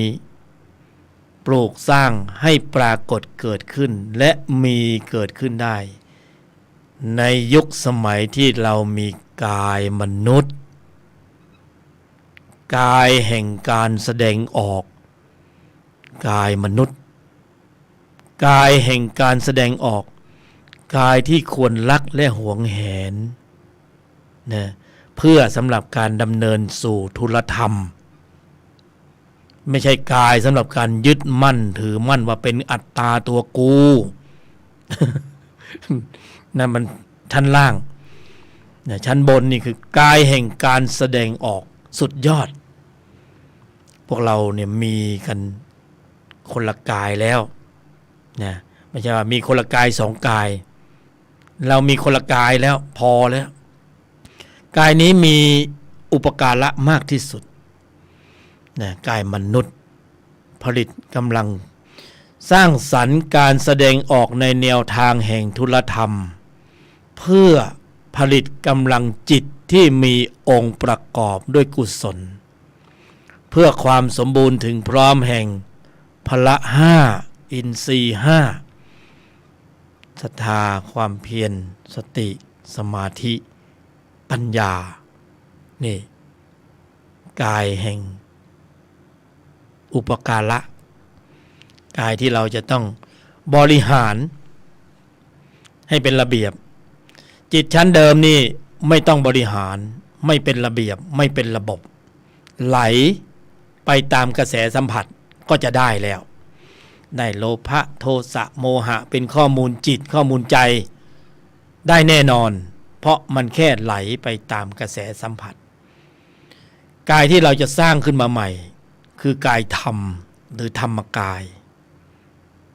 นะกายธรรมธรรมกายนี่ต้องเกิดจากกระบวนการในการฝืนทนต่อกายชั้นตัวก็ต้องขันติอดทนอุเบกขากำเนิดกำลังของพละขึ้นมาใหม่ได้ศรัทธาความเพียรสติสมาธิปัญญาขึ้นมาโดยนำพาการแสดงออกเข้าสู่ระบบปฏิบัติการทางจิตขั้นสูงซึ่งมีแต่เพียงในพระพุทธศาสนาเท่านั้นนะ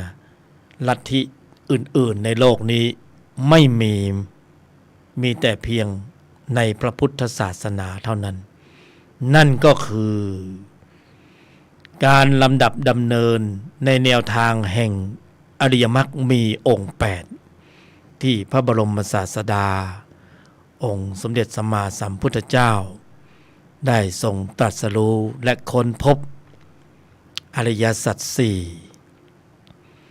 และที่สุดของการนำพาสรรพสัตว์ออกจากวังวนแห่งวัฏฏะสงสารต้องเข้าสู่บทปฏิบัติการกระบวนการในการลำดับตนเข้าสู่แนวทางของอริยมรรคมีองค์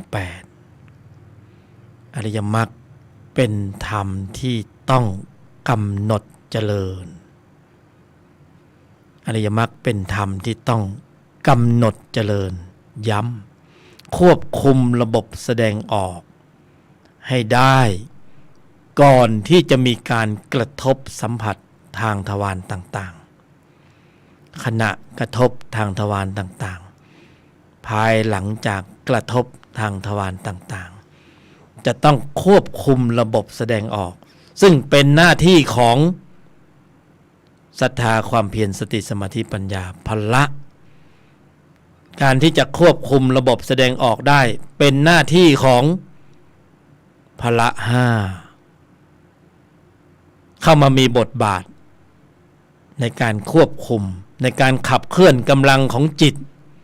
ที่มีองค์ประกอบด้วยกุศลในระดับชั้นของมรรคแล้วควบคุมการแสดงออกได้ตรงกันข้ามแต่เดิมเป็นไงในใจของเราเต็มไปด้วยปริมาณข้อมูลจิตที่มีตัวประกอบด้วยโลภะโทสะโมหะเป็นขุมพลังแห่งการขับเคลื่อนเป็นยังไงพฤติกรรมการแสดงออกเป็นยังไง ไม่ต้องอธิบายเป็นยังไงภายใต้การชี้นำหรือผลักดันของจิตที่มีตัวประกอบด้วยโลภะโทสะโมหะอวิชชาเหล่านี้เป็นยังไงนะบางคนก็บอกเป็นอย่างที่กูเป็นนี่แหละเนี่ยก็มันได้อัตตาตัวกูนะได้ไหมได้อัตตาตัวกูยิ่งใช้บ่อยใช้มากอ้าวแล้วเป็นยังไงก็เป็นอย่างที่กูเป็นนะยิ่งใช้บ่อยใช้มากใช้จนเกิดความวสีชำนิชำนาญจนเป็นนิสัยอ่ะเป็นยังไงนะก็เป็นอย่างที่กูเป็นคำตอบมันอยู่อย่างเงี้ยก็กูเป็นยังไงก็ตอนเนี้ยคือคำว่ากูเนี่ยมันต้องเห็นภาพโดยสภาวะเพราะมันเป็นอัตตาตัวกูจริงๆกูโดยสมมุติหรือไม่สมมุติก็กูจริงๆ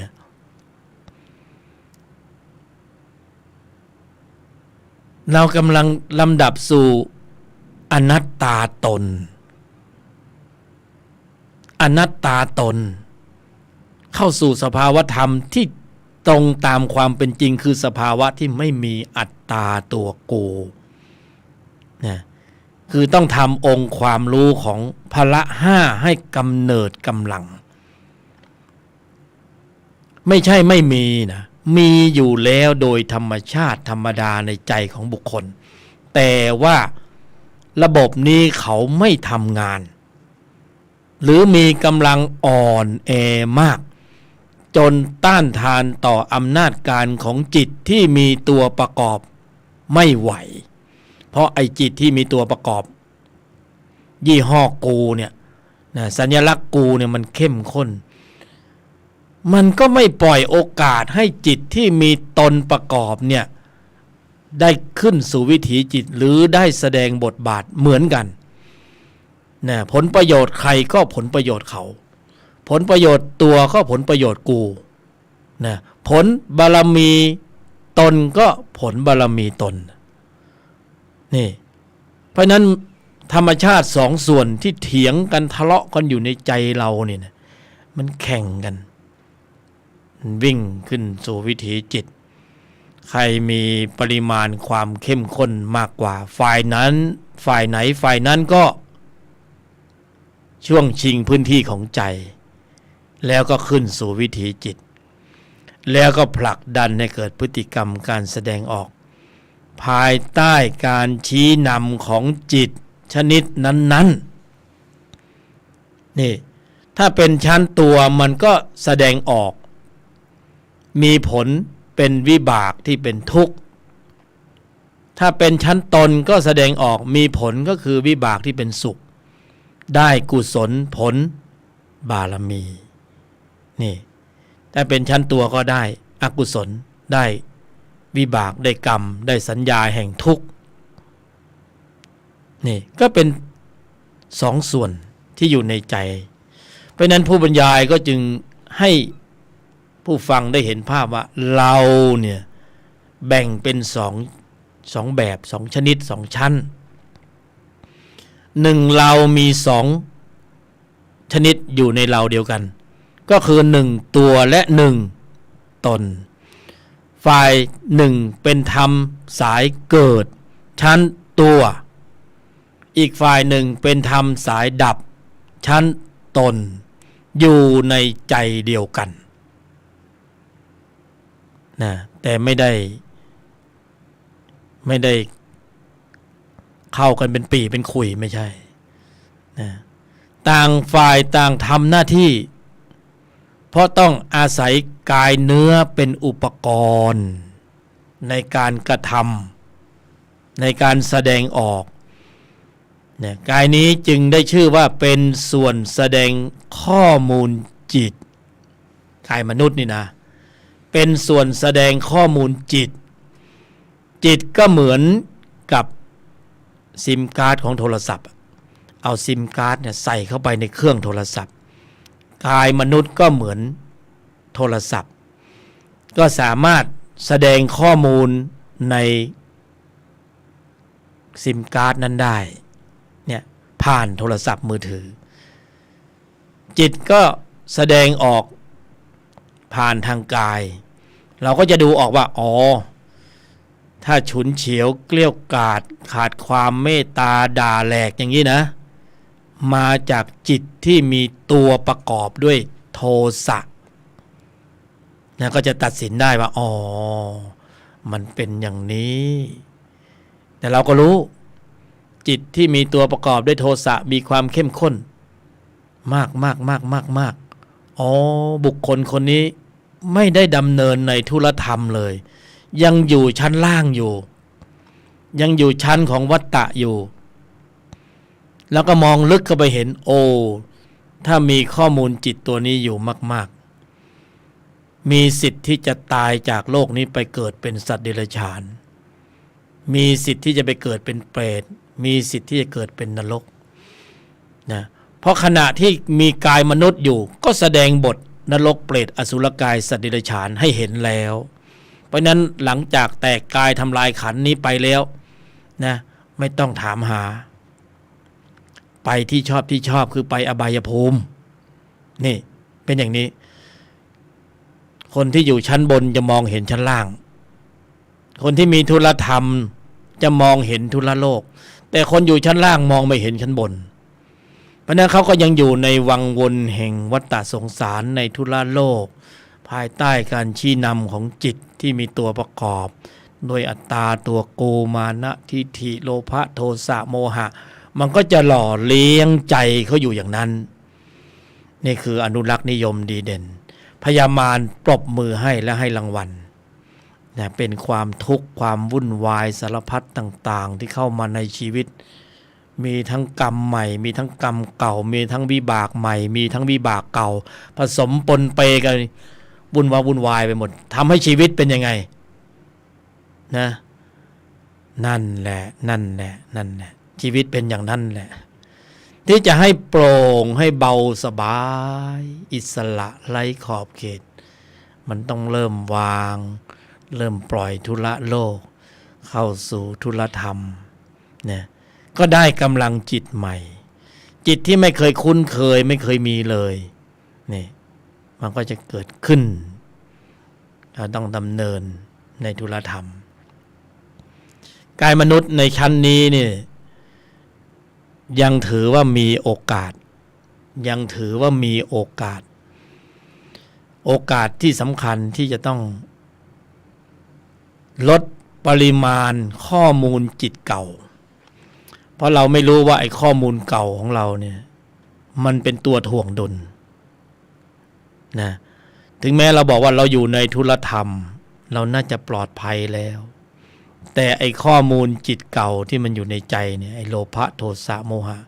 ข้อมูลตัวนี้มันยังไม่ได้เอาออกมันยังไม่ได้ลดปริมาณลงเราจึงประมาทไม่ได้นะที่มาของบางคนกำลังจะได้ดีอยู่แล้วมันก็มีวิบากมีอะไรมาตัดรอนนะกำลังจะหยิบชิ้นปลามันอยู่แล้วไอ้นั่นมาจากไหนไม่รู้คว้าไปมับเนี่ย ราะฉะนั้นข้อมูลเก่าๆเนี่ยที่ใจของเราสะสมข้อมูลตัวนี้อยู่จึงมีธรรมะที่พระพุทธเจ้าทรงตรัสรู้นะทำชั้นเดียวเท่านั้นที่สามารถสลายข้อมูลจิตเดิมได้สมถะก็ยังไม่พอต้องเข้าสู่กระบวนการของอริยมรรคมีองค์8ในภายในนะอริยมรรคมีองค์8ในภายในกำเนิดกำลังขึ้นมาให้ได้เพราะถ้าเราไม่สามารถที่จะทำให้สำเร็จในชั้นขณะที่เรายังมีกายมนุษย์ในช่วงจังหวะนี้เนี่ยเราก็ไม่รู้ว่าข้างหน้าเนี่ยเราจะมีอุปกรณ์แบบนี้อีกหรือไม่เราจะได้อัตภาพเป็นกายอะไรก็ไม่รู้ถ้าไม่ใช่กายมนุษย์นะแล้วจะไปเอาแอปพลิเคชันมักมีองค์8ที่ไหนมาลำดับขับเคลื่อนนะกายอื่นลงโปรแกรมไม่ได้ใช้โปรแกรมมักไม่ได้โปรแกรมของมักใช้ได้สำหรับกายมนุษย์เท่านั้นนี่แล้วจะผลิตกำลังจิตที่มีองค์ประกอบด้วยกุศลอะไรได้ถ้าไม่มีกายมนุษย์เห็นไหมความสำคัญมันจึงอยู่ตรงที่ว่าขณะนี้เรามีกายมนุษย์กายแห่งการแสดงออกกายแห่งหูตาจมูกลิ้นกายใจกายแห่งสัมผัสที่จากกายนี้สามารถสร้างสรรค์การแสดงออกผลิตกำเนิดกำลังของจิตที่มีองค์ประกอบด้วยกุศลในระดับชั้นของอาริยจิตเกินกว่านรกจิตเปรตจิตอสุรกายจิตสัตว์เดรัจฉานจิตสะสมเคยชินเคยใช้มีมากแล้วมนุษย์จิตสวรรค์จิตพรหมจิตขาดแต่อาริยจิตที่จะต้องสร้างสรรค์ให้ปรากฏบังเกิดแม้สักนิดสักหน่อยหนึ่งก็ถือว่ามีอานิสงส์มหาศาลสักนิดสักหน่อยของการกระทบสัมผัสทางทวารต่างๆแล้วนิ่งในไม่โต้ตอบได้สักนิดสักหน่อยสักสภาวะหนึ่งของการกระทบสัมผัสแล้วยอมหยุดเย็นได้นั่นคือกระบวนการของจิตที่มีองค์ประกอบด้วยกุศลในระดับชั้นของมรรคได้ทำหน้าที่เพราะเหตุว่ากุศลจิตในระดับนี้ขับเคลื่อนกำลังจึงเป็นเหตุให้เราสามารถควบคุมการแสดงออกได้ถ้าเราควบคุมการแสดงออกไม่ได้แสดงว่าหลุดนั่นหมายถึงว่ามันหลุดทั้งข้างในทั้งข้างนอกนะข้างนอกหลุดก็คือโอ้โหฉุนเฉียวเกลี้ยวกล่อมขาดความเมตตาควบคุมการแสดงออกไม่ได้นี่หลุดทั้งภายนอกหลุดทั้งภายในก็คือ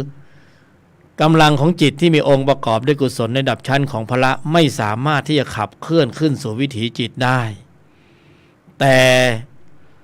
จิตที่มีตัวประกอบด้วยโลภะโทสะโมหะอวิชชาดั้งเดิมมันชิงลงมือก่อนมันเบียดขึ้นสู่วิถีจิตก่อนมันก็ควบคุมสถานการณ์ของใจไว้ได้นี่มันเป็นเสี้ยวเวลาเสี้ยววินาทีระหว่างนรกนะระหว่างกุศลและอกุศลระหว่างอาริยะกับจิตเดิมคืออยู่ที่การพลิกสถานการณ์จากสถานการณ์แห่งโลกสัมผัสเหมือนกันบางคนสัมผัสแล้วแต่ว่าตกชั้นไปสู่ในชั้นเดิมนะบางคนสัมผัสแล้วขึ้นชั้นเลยเพราะการขึ้นชั้นต้องทวนต้องใช้ระบบจิตศรัทธาความเพียรสติสมาธิปัญญาต้องใช้ความเท่าทันสูงมากต้องมีกำลังของพละในระดับหนึ่งจึงจะควบคุมระบบจิตได้ควบคุมการแสดงออกได้เพราะความรวดเร็วแววไว ของจิตแต่ละฝ่ายนั้นก็มีกำลังลบของแต่ละฝ่ายโลภะโทสะโมหะเขาก็มีกำลังของเขาหลายครั้งที่นักปฏิบัติธรรมเขาเรียกว่าหลงลืมสติหลุดนะแรกๆก็โอ้โหเราตั้งมั่นดีนะใหม่ๆแล้วก็ตั้งมั่นเราก็โอ้โหเข้มข้นควบคุมได้แล้วไม่มีปัญหานะอยู่ในสถานธรรมอยู่สถานที่ปฏิบัติธรรมพอเดินเข้าไปในห้องครัวแค่นั้นนะเสียงกระทบหูแค่นั้นนะขึ้นพรวดพลาดสำรวมไม่ทันนี่แหละเรายังต้องฝึกกันต่อไปโลกสัมผัสวัดกายในใจใครถึงเนี่ยโลกสัมผัสจะเป็นบทพิสูจน์จะเป็นตัวทดสอบทดลองมาสอบมาลองนะ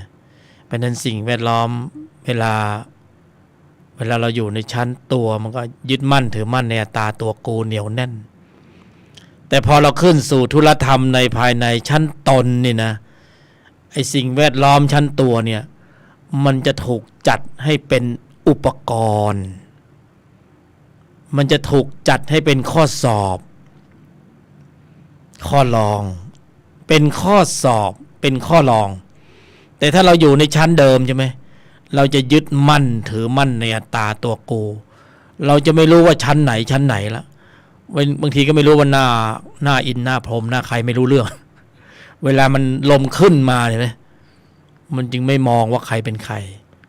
นี่เพราะนั้นชั้นเดิมเนี่ยมันจึงอยู่ในอนามัยเดิมนะยึดมั่นถือมั่นในอัตตาตัวกูเหนียวแน่นยิ่งเวลาเสียผลประโยชน์เสียหน้าเสียราคาเสียผลประโยชน์เสียความรู้สึกเอาแล้วขึ้นพรวดพลาดนะสภาวะนี้เราเคยเป็นกันหมดทุกรูปทุกนามเคยเป็นนะไม่ต้องอธิบายสภาวะนี้เราเคยเป็นของเก่าเราเคยชินเราเคยใช้นะแล้วบางคนก็ชอบของเก่าอนุรักษ์นิยมก็จะใช้ต่อไปนะของใหม่ๆเขาไม่เอาเขาชอบของเก่าหม้อเก่าๆกระทะเก่าๆหม้อหุงข้าวรุ่นฝาอลูมิเนียมนะเก่าๆสนิมขึ้นแล้วเขาบอกใช้ดีอยู่อนุรักษ์นิยมนี่ของใหม่นี่จิตชั้นใหม่พอเราคุ้นเคยชั้นเก่าพอขึ้นชั้นของธุรธรรมชั้นตนนะธุรธรรมในภายในสภาวะภายนอกมันจะถูกจัดให้เป็นข้อสอบแต่เดิมเราไม่เห็นว่าเป็นข้อสอบเราเห็นว่าเป็นเรื่องคอขาดบาดตายเป็นเรื่องของความหนักหน่วงเรื่องของความยึดมั่นถือมั่นในตาตัวกูเรื่องของผลประโยชน์ที่มันจะต้องสูญเสียไม่ได้เรื่องของสิ่งที่ต้องเอาเป็นเอาตายบางคนถึงขนาดกับพลีชีพไปเลยโอ้คุ้มจริงๆเนี่ยคุ้มเขาคุ้มตัวนะไม่ใช่คุ้มตนไม่คุ้มนะเพราะว่าสังขารร่างกายหมดวาระไปแล้วไม่มีอุปกรณ์ในการฝึกตนแล้วจบเลยนะใครที่กำลังเงื้อง้างนะกำลังจะฆ่าตัวตายอย่าเพิ่งเบรกไว้ก่อนนะตอนนี้เบรกไว้ก่อนเอากายมนุษย์มาฝึกตนก่อนนะให้ได้ชั่วโมงก่อนแล้วค่อยมันจะเผาไปเองผ่อนภาระลงไปนี่เพราะนั้นสิ่งที่เป็นธุระโลกจะถูกมองว่า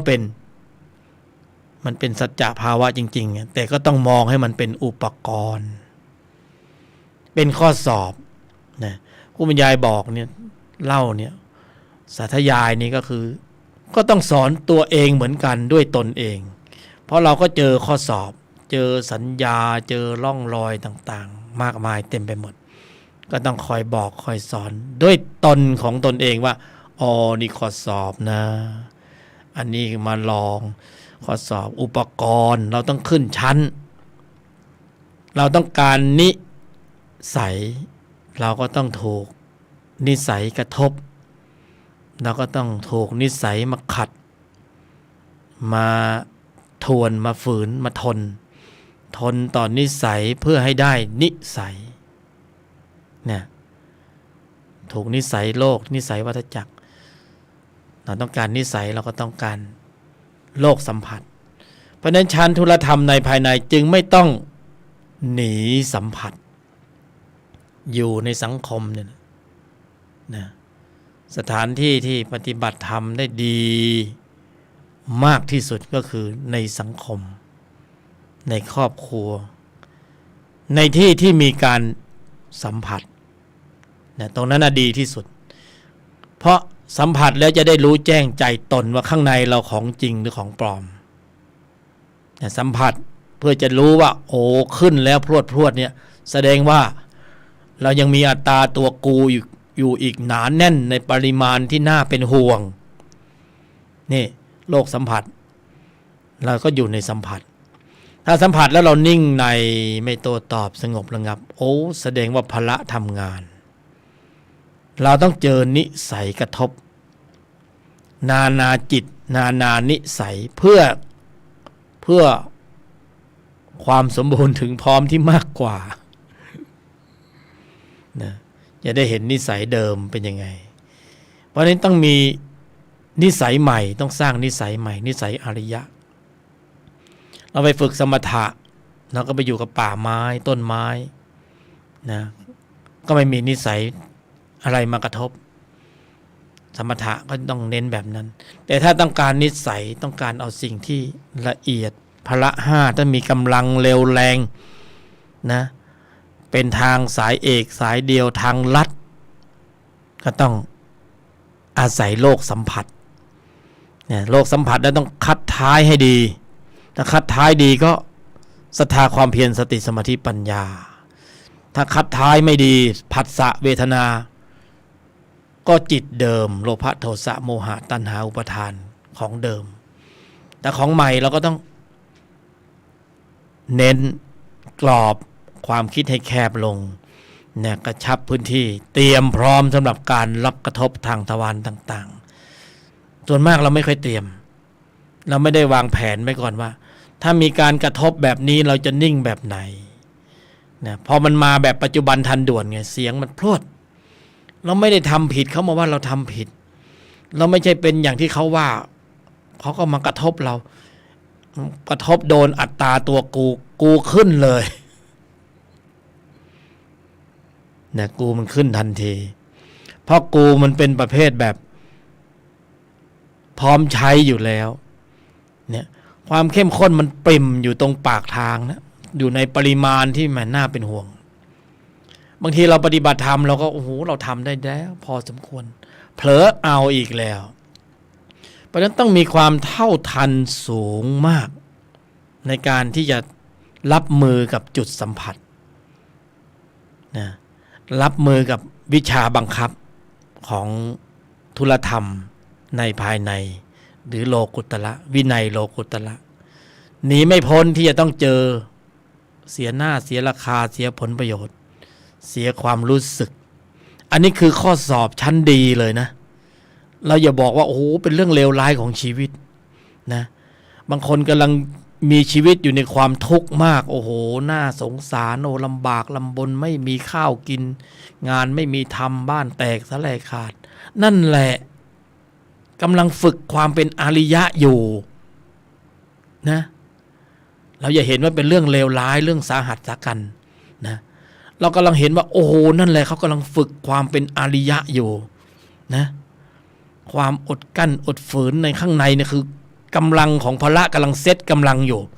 กำลังเซตตนอยู่นะไอ้ขณะที่เซตตนอยู่ไอ้จิตชั้นตัวมันก็กำลังเซตตัวอยู่ มันก็พร้อมใช้อีกเหมือนกันนะตราบใดที่พละยังไม่มีกำลังแข็งแกร่งแข็งแรงเพียงพอตราบใดที่แสงสว่างยังไม่มีปริมาณเพียงพอความมืดยังมีอยู่ตราบใดที่ปัญญาญาณยังไม่ปรากฏจิตในฝ่ายวัตตะก็ยังมีกำลังอยู่เพราะนั้นจึงประมาทไม่ได้นะประมาทไม่ได้โดยพื้นฐานที่พระพุทธองค์ทรงชี้นำให้เราปฏิบัติก็ยังไม่ได้เลยก็ต้องยังกุศลให้ถึงพร้อมเสียก่อนนะทำจิตใจให้ขาวรอบไว้ก่อนไม่ทำบาปทั้งปวงไว้ก่อน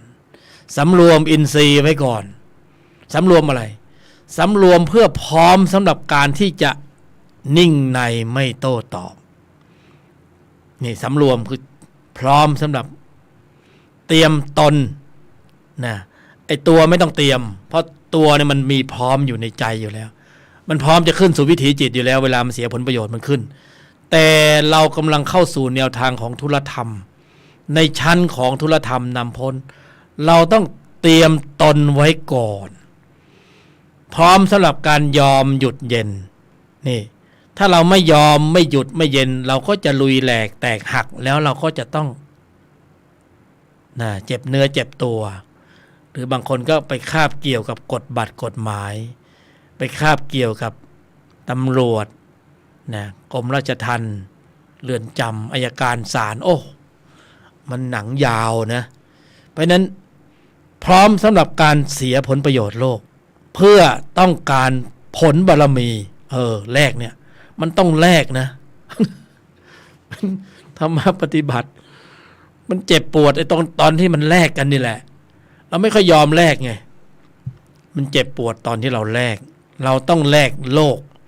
เสียโลกเพื่อที่จะได้ทำเสียผลประโยชน์โลกเพื่อต้องการผลบารมีเนี่ยน่าสนใจไหมนะเอาเปล่าหรือไม่เอาเสียโลกเพื่อที่จะได้ทำอย่างไม่ได้อะไรเลยนี่คือต้องทำใจก่อนละเสียผลประโยชน์โลกเพื่อต้องการผลบารมีนี่ถ้าได้ผลประโยชน์โลกไอ้จิตในฝ่ายของทุลโลกมันโตไอ้โลภะโทสะโมหะมันก็มีความเจริญเติบโตขึ้นนี่เราจะเอาแบบนั้นไหมแต่ถ้าเรายอมเสียผลประโยชน์โลกแล้วเราได้ผลบารมีเนี่ยเราก็จะได้กำลังของพละโตขึ้นนี่ตรงกันข้ามเลยทิศทางของการเกิดใหม่ของจิตในบุคคลสองฝ่ายนี้นะคนละเรื่องเลยนะถึงที่สุดปลายทางคือนิพพานเบื้องต่ำเบื้องล่างคือนรกภูมิโอ้แค่การกระทบสัมผัสแค่นี้เองเลยนะสามารถแบ่งแยกภพภูมิให้เห็นภาพเลยว่าบุคคลหนึ่งไปข้างล่างบุคคลหนึ่งขึ้นข้างบนเราจะอยู่ชั้นไหนเราจะเป็นคนไหนนะวันนี้ต้องเน้นแล้วนะวันนี้ลมหายใจนี้จะต้องเตือนตนเองด้วยตนเองแล้วว่าโอ้โหในใจเราเนี่ยนะยังไม่บอกว่าในใจกูนะยังเกรงใจก็ยังบอกในใจเรานี่นะข้อมูลจิตที่มีตัวประกอบน่าเป็นห่วงว่ะเนี่ยใส่วะเข้าไปอีกตัวหนึ่งโอ้โหเวลาเสียผลประโยชน์นะจิตที่มีตัวประกอบเนี่ยมันขึ้นสู่วิถีจิตโอ้โหอันนี้แหละนะน่ากลัวอันนี้น่ากลัวที่สุดเลยนะน่ากลัวเพราะจากตรงนี้ไปเนี่ยเราควบคุมอะไรไม่ได้เพราะมันอยู่ที่ข้อมูลแล้วจิตเขานี่เป็นเจ้าแห่งความยุติธรรมเรามีข้อมูลจิตที่ประกอบด้วยโทสะเยอะๆแล้วเราบอกว่าขอหลบขอหลีกหน่อยขอไปสวรรค์นะเขาไม่ให้ไปพกโทสะขึ้นไปสวรรค์ก็พังหมดไปทะเลาะกันบนสวรรค์นี่ข้างบนนี่เขาเป็นของผู้ที่มีความดีที่สมบูรณ์ถึงพร้อมแล้วในระดับหนึ่งเนี่ยชั้นวรรณะของจิตนี่เพราะนั้นสำคัญอยู่ตรงข้อมูลนะข้อมูลเห็นไหมหนีไม่พ้นเรื่องข้อมูลอีกแล้วเราส่องไม่รู้ดูไม่เห็นแต่เรารับรู้ด้วยความรู้สึกได้ว่าใจของกูแต่ตอนเนี้ยท่านผู้ฟังท่านกัลยาณมิตรทั้งหลายฟังอยู่ยังไม่ต้องไปโฟกัสเรื่องอื่นเอาเรื่องนี้แหละข้อมูลจิตเนี่ยนะที่ใจสะสมมาเนี่ยปริมาณข้อมูลเหล่านี้นี่แหละเนี่ยนะจะมี เงินในบัญชีขนาดไหนก็ไม่เท่ามีภาระอยู่ในใจนะทีนี้ไอ้ภาระมันไม่มีกำลังขนาดนั้นไอ้ข้อมูลจิตที่มีตัวประกอบคือเรามาเกิดเป็นมนุษย์นี่นะดีมากแล้วในระดับหนึ่งนะผ่านนะอาจจะเป็น51-49เนี่ย1 แต้มก็ได้มาเกิดเป็นมนุษย์แต่ก็ต้องพกไอ้นั่นมาด้วยจิตที่มีตัวประกอบนี่มันก็มาด้วยที่นี่หน้าที่ของเราเนี่ยการเกิดเป็นมนุษย์ในครั้งนี้เนี่ยโครงการใหญ่เป็นวาระแห่งชีวิตเนี่ยเราจะต้องลดปริมาณข้อมูลจิตที่มีตัวประกอบในใจของเราให้ลดลงให้ได้มากที่สุดเท่าที่จะมากได้นี่ข้อมูลจิตวาระแห่งชีวิตนะเรามาในโลกมนุษย์ในครั้งนี้มีกายสังขารเป็นมนุษย์ช่วงระยะเวลาที่แสนสั้นล้านสั้นพันสั้น100สั้น10สั้น มันไม่ได้ยืนยาวนะเราต้องทำโครงการนี้ให้สำเร็จคือลดปริมาณข้อมูลจิตที่มีตัวประกอบในใจที่มันสะสมมาก่อนหน้านี้เนี่ยให้มันบรรเทาเบาบางลงต้องลดได้ในช่วงที่มีกายมนุษย์นี่ที่มีส่วนแสดงข้อมูลเนี่ยที่มีระบบสามารถสร้างสรรค์ระบบของมรรคได้เนี่ยแล้วให้กำเนิดกำลังของพละขึ้นมาโดยมีมรรคเป็นเหตุแล้วพละที่มีกำลังกำเนิดกำลังขึ้นมานั่นน่ะเขาจะไปลดปริมาณข้อมูลจิตของจิตที่มีตัวประกอบด้วยอกุศลในภายในที่เราพกมาก่อนหน้าเนี่ยเองโดยอัตโนมัติธรรมเหมือนแสงสว่างไปทำลายความมืดเรามีหน้าที่ทำให้แสงสว่างเกิดเท่านั้นเองนะเขาจิตเขาจะจัดการกันเองเราไม่ต้องไปห่วงจิตเขาจะจัดการกันเองธรรมชาติมีของแก้กันเขาจะจัดการกันเองโดยที่ไม่ต้องไปห่วงอะไรนี่ของเก่าที่เราเคยชินเคยใช้ตอนนี้มันบรรเทาเบาบางลงบ้างแล้วหรือยัง หรือว่ามันไม่ได้ลดนะแต่มันดันมาเพิ่มเลยสิทีเนี้ยมันดันเพิ่มข้อมูลเก่าที่มีอยู่ก่อนทีนี้การแสดงออกที่ได้ปรากฏออกมาในชั้นของทุลโลกเนี่ย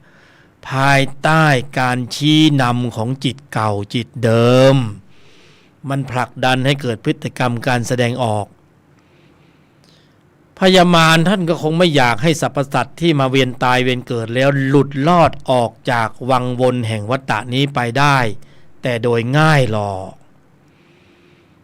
นะมารก็ต้องส่งเสริมกิจกรรมที่ทำให้มารเจริญงอกงามใช่ไหมมารที่ไหนจะมาส่งเสริมธรรมะนะมารที่ไหนจะส่งเสริมธรรมะมารที่ไหนนะมารมีแต่ส่งเสริมให้กิจกรรมของทุลโลกสนองตอบต่อโลภะโทสะโมหะนะงอกงามไพบูลย์มารก็มีแต่หน้าที่ในการมุ่งทำลายพระพุทธศาสนาเนี่ยเพราะว่าพระพุทธศาสนามีอริยมรรคมีองค์8มีอาวุธสำคัญที่สามารถทำลายระบบของมารได้นี่คืออริยมรรคมีองค์8กระบวนการของจิตที่มาผสมรวมตนเป็นหนึ่งมัคคะสมังคีเอกยมัคโคประชุมรวมพร้อมกันเป็นโพธิปักขิยธรรม37ประการเป็นองค์คณะใหญ่มีแต่ในพระพุทธศาสนาเท่านั้นเพราะนั้นถ้ามารทำลายพระพุทธศาสนาได้ก็เท่ากับทำลายระบบของมรรคเมื่อระบบของมรรคถูกทำลายก็ไม่มีระบบไหนที่จะไปทำลาย โครงสร้างของวัฏจักรได้เห็นไหมเพราะนั้นพระพุทธศาสนาจึงมีภัยเยอะแยะเต็มไปหมดเลย นะเยอะแยะเต็มไปหมดเลยเขาขับเคลื่อนชี้นำสรรพสัตว์ให้หมุนกงล้อแห่งวัฏสงสารได้เพราะว่าสรรพสัตว์นั้นสัตตานังผู้แสวงหาการเกิดนั้นมีข้อมูลที่เขาสั่งได้อะไรคือข้อมูลที่พญามารสั่งเราได้พญามารจะสั่งเราได้เพราะเรามีโลภะโทสะโมหะเชื่อมโยงสัญญาณกับมารได้มารจึงสั่งผ่านระบบของความโลภความโกรธความหลงเข้าสตินะชี้นำนะจะเรียกว่าเข้าสติก็ไม่ได้ชี้นำเข้ามาในจิตนั้นนะแล้วผลักดันให้เกิดพฤติกรรมการแสดงออกบางทีมันกระซิบข้างหูเลยมันบอกทำลายฆ่าเลยนะทำลายล้างฆ่าเลยทะเลาะเลยใช้ความรุนแรงปล้นเลยเก็บเลยปฏิวัติเลยอย่างนี้มารสั่งหรือเปล่าเนี่ยก็เป็นไปตามกาลนะปฏิวัติใจนี้ให้อยู่ภายใต้วังวนแห่งวัฏฏะแห่งมารธรรมะก็มาชี้ว่าอริยมรรคมีองค์8เนี่ยถ้าเพิ่มกำลังของมรรคก็จะทำลายระบบของมารได้เพราะนั้นพระบรมศาสดาจึงมาตรัสรู้นะและก็มีในเฉพาะพระพุทธศาสนาที่มีระบบการปฏิบัติในเชิงลุกนะอริยมรรคมีองค์8นี้เป็นธรรมะปฏิบัติการเชิงลุกนะลุกไม่ใช่ตั้งรับนะสมถะนี่ยังตั้งรับอยู่ตั้งรับไปเถอะจะตั้งไปกี่ปีกี่เดือนกี่ปีกี่วันกี่เดือนกี่ปีก็ตั้งรับไปแต่ต้องลุกถ้าไม่ลุกโลภะโทสะโมหะมันก็ตีกลับเวลามันตีกลับมันก็ผลักดันให้เกิดพฤติกรรมการแสดงออกเห็นไหมพอพฤติกรรมการแสดงออกภายใต้การชี้นำของจิตที่มีตัวประกอบด้วยโลภะโทสะโมหะ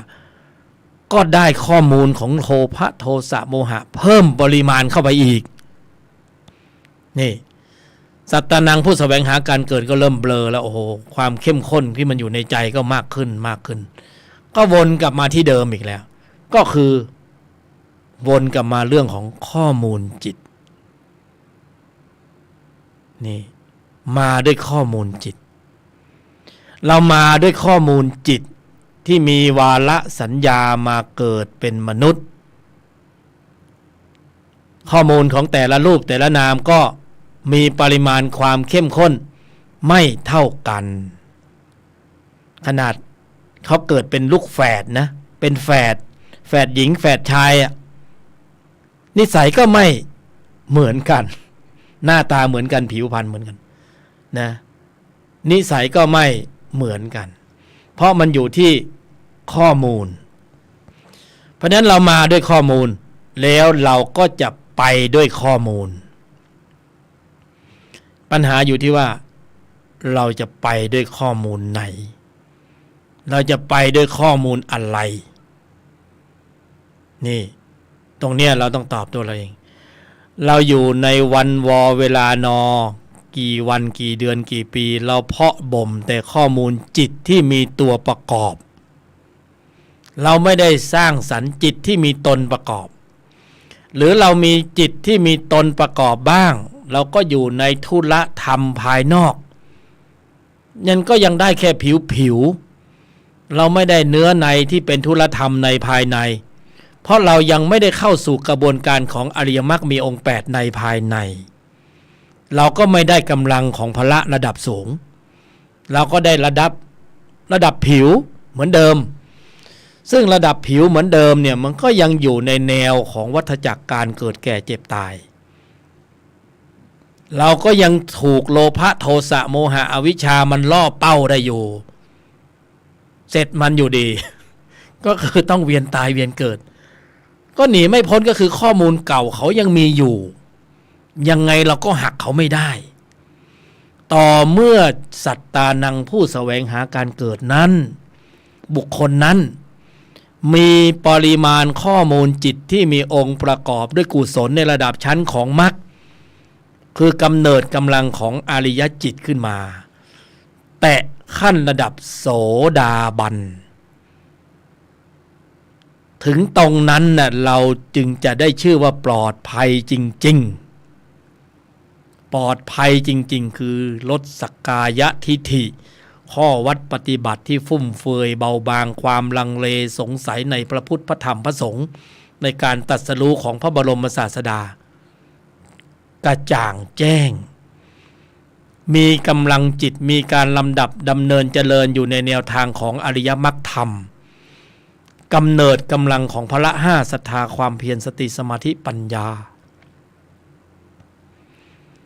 กำเนิดอาริยจิตแตะระดับขั้นของพระโสดาบันระดับนั้นเราจึงจะปลอดภัยจริงๆถ้าเราไม่มีอาริยจิตเกิดขึ้นสักนิดสักหน่อยนะหรือเราไม่มีภาวะการบรรลุความเข้าใจว่าอ๋อมันเป็นอย่างนี้นะเราก็ยังไว้วางใจไม่ได้เพราะเหตุว่าจิตที่มีตัวประกอบด้วยอกุศลจิตในภายในนั้นมันยังมีข้อมูลสามารถชี้นำเราได้อยู่มันยังมีข้อมูลอยู่จึงประมาทไม่ได้ถ้าเป็นทางกายก็เชื้อมะเร็งมันยังไม่ฝ่อมันยังสามารถก่อตัวขึ้นเป็นเนื้อร้ายได้อยู่นี่มันอยู่ในใจของเราโลภะโทสะมันอยู่ในใจของเรานรกก็อยู่ในใจของเราเปรตก็ยังอยู่ตัวบัลลัมนะสัตว์เดรัจฉานก็ยังอยู่หลายครั้งหลายวาระหลายการแสดงออกเราได้แสดงบทบาทของนรกภูมิเปรตภูมิสัตว์เดรัจฉานภูมิอสุรกายภูมิสัญชาตญาณดิบโหดทั้งหลายเนี่ยมาจากจิตตัวนี้โดยทั้งสิ้นเพราะฉะนั้นเราก็พิจารณาเราก็ทำวิจัยเราก็ศึกษาเราฟังเราตรวจสอบตรวจทานเรามีดีมีกำลังของพละธรรมชาติได้ให้มาแล้วเพียงแต่ว่าเขายังอนุบาลอยู่ยังหัดเดินนะจะว่าหัดเดินยังไม่ได้ยังคว่ำก็ไม่คว่ำคลานก็ยังไม่คลานนะเพราะนั้นเดินก็เดินกระท่อนกระแท่นยังไม่เข้าสู่แนวทางของอริยมรรคมีองค์8สายตรงแล้วก็ยังอ้อมไปเลาะไปเล็มอยู่แถวๆทุลธรรมภายนอก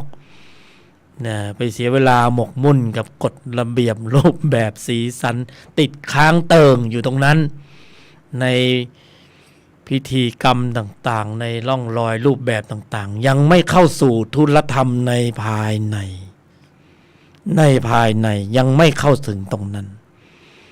นะจริงๆแล้วเนี่ย ไม่ว่าอยู่ตรงไหนเนี่ยทุลธรรมในภายในสามารถนะมีอุบายวิธีสร้างสรรค์ให้กำเนิดให้ขับเคลื่อนได้ในทุกการแสดงออกในทุกการสัมผัสทุกที่ทุกแห่งไม่จำกัดว่าต้องสำนักปฏิบัติธรรมไม่จำกัดว่าต้องสีนั้นนุ่งนี้ตรงไหนก็ได้ที่เราคิดว่าเราพร้อมสำหรับการขับเคลื่อนการแสดงออกด้วยการควบคุมในภายในจากภายในสู่ภายนอกเราพร้อมสำหรับการที่จะลำดับดำเนินกำลังของจิตที่มีองค์ประกอบด้วยกุศลในระดับชั้นของพละในภายในให้มาสู่ระบบภายนอกสู่การกรอบพื้นที่ในการควบคุมการแสดงออกเพราะนั้นอริยมรรคมีองค์8เป็นธรรมที่ต้องกำหนดเจริญในกรอบเดียวในวัตถุประสงค์เดียวในเป้าหมายเดียวคือการควบคุมระบบแสดงออกก็คือสำรวมอินทรีย์ นะยังกุศลให้ถึงพร้อมทำจิตใจให้ขาวรอบไม่ทำบาปทั้งปวงสำรวมระมัดระวังตั้งมั่นจุดกระทบสัมผัสเวลาที่จะต้องเจอข้อสอบเสียผลประโยชน์โลกจะต้องนิ่งในไม่โต้ตอบจะต้องยอมหยุดเย็นนิ่งในไม่โต้ตอบให้ได้จะต้องยอมแลกผลประโยชน์โลกเพื่อผลบารมีเพื่อเสียสละความรู้สึกบางอย่างเพื่อได้ความรู้สึกบางอย่างเพื่อหยุดยั้งนิสัยเก่าๆบางอย่างเพื่อให้ได้นิสัยของความว่ายอมหยุดเย็นนิสัยของอาริยะให้ปรากฏเกิดขึ้นนั่นหมายถึงว่าสอดคล้องทั้งภายนอกและภายในมีจิตที่มีองค์ประกอบด้วยกุศลในระดับชั้นของมรรคเสด็จดำเนินเจริญเกิดขึ้นในใจของเราขยายความก็เป็นโพธิปัจจยธรรม37ในภายในนี่เป็นสิ่งที่กายมนุษย์ทุกรูปทุกนามเมื่อจุดประกายแล้วเมื่อโยนิโสมนสิการแล้วเป็นเหตุเป็นปัจจัยให้พละเหล่านี้ลำดับดำเนินเจริญในกรอบของอริยมรรคมีองค์8แล้วปรากฏเป็นผลคือพละ5ที่มีกำลังนะหลังจากนั้นก็จะเป็นฌานเป็นปัญญาเป็นญาณจะเป็นญาณที่เท่าไหร่ก็ไปเทียบเคียงเข้าไปในบัญญัติแล้วกันนะไปเทียบเคียงเข้าไปในบัญญัติคือเราเกิดในช่วงที่เรายังมีความโชคดีที่มีพระพุทธศาสนายังหลงเหลืออยู่เร็วไปก่อนหน้านี้ก็อาจจะยังไม่เจอช้าไปกว่านี้ก็อาจจะไม่เจอพระพุทธศาสนานะเพราะนั้นเราเกิดมาในตรงยุคสมัยนะถือเป็นบุญเป็นกุศลเป็นโชคดีของเรามหาศาลที่เกิดมาตรงยุคที่พระพุทธศาสนามีอยู่ในช่วงนี้พอดีเกิดช้ากว่านี้เกิดเร็วกว่านี้ก็อาจจะไม่เจอถ้าเปรียบเทียบเป็นเส้นตรงของการเวลาอันยาวนานพระพุทธศาสนาก็น่าจะเป็นจุดเล็กๆผงฝุ่นนะช่วงที่เรามาเกิดนี่นะเป็นจุดเล็กๆผงฝุ่นของการเวลาอันยาวนานแทบจะมองไม่เห็นนะเราเกิดมาตรงเป๊ะพอดีนะอย่างนั้นเลยนะเหมือนกับเรายานอวกาศที่ถูกส่งออกไปนอกโลกอยู่ห่างจากโลกเนี่ยล่าสุดที่เห็นรูปเขาถ่ายประมาณ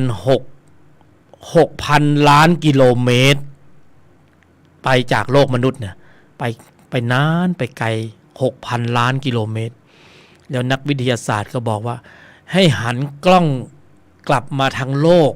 แล้วถ่ายรูปโลกที่เราอยู่สักหน่อยสิแล้วก็ส่งภาพกลับมาโอ้โหจักรวาลกว้างใหญ่มากโลกเราเป็นจุดเล็กๆจุดนิดเดียวในอภิมหาอลังการ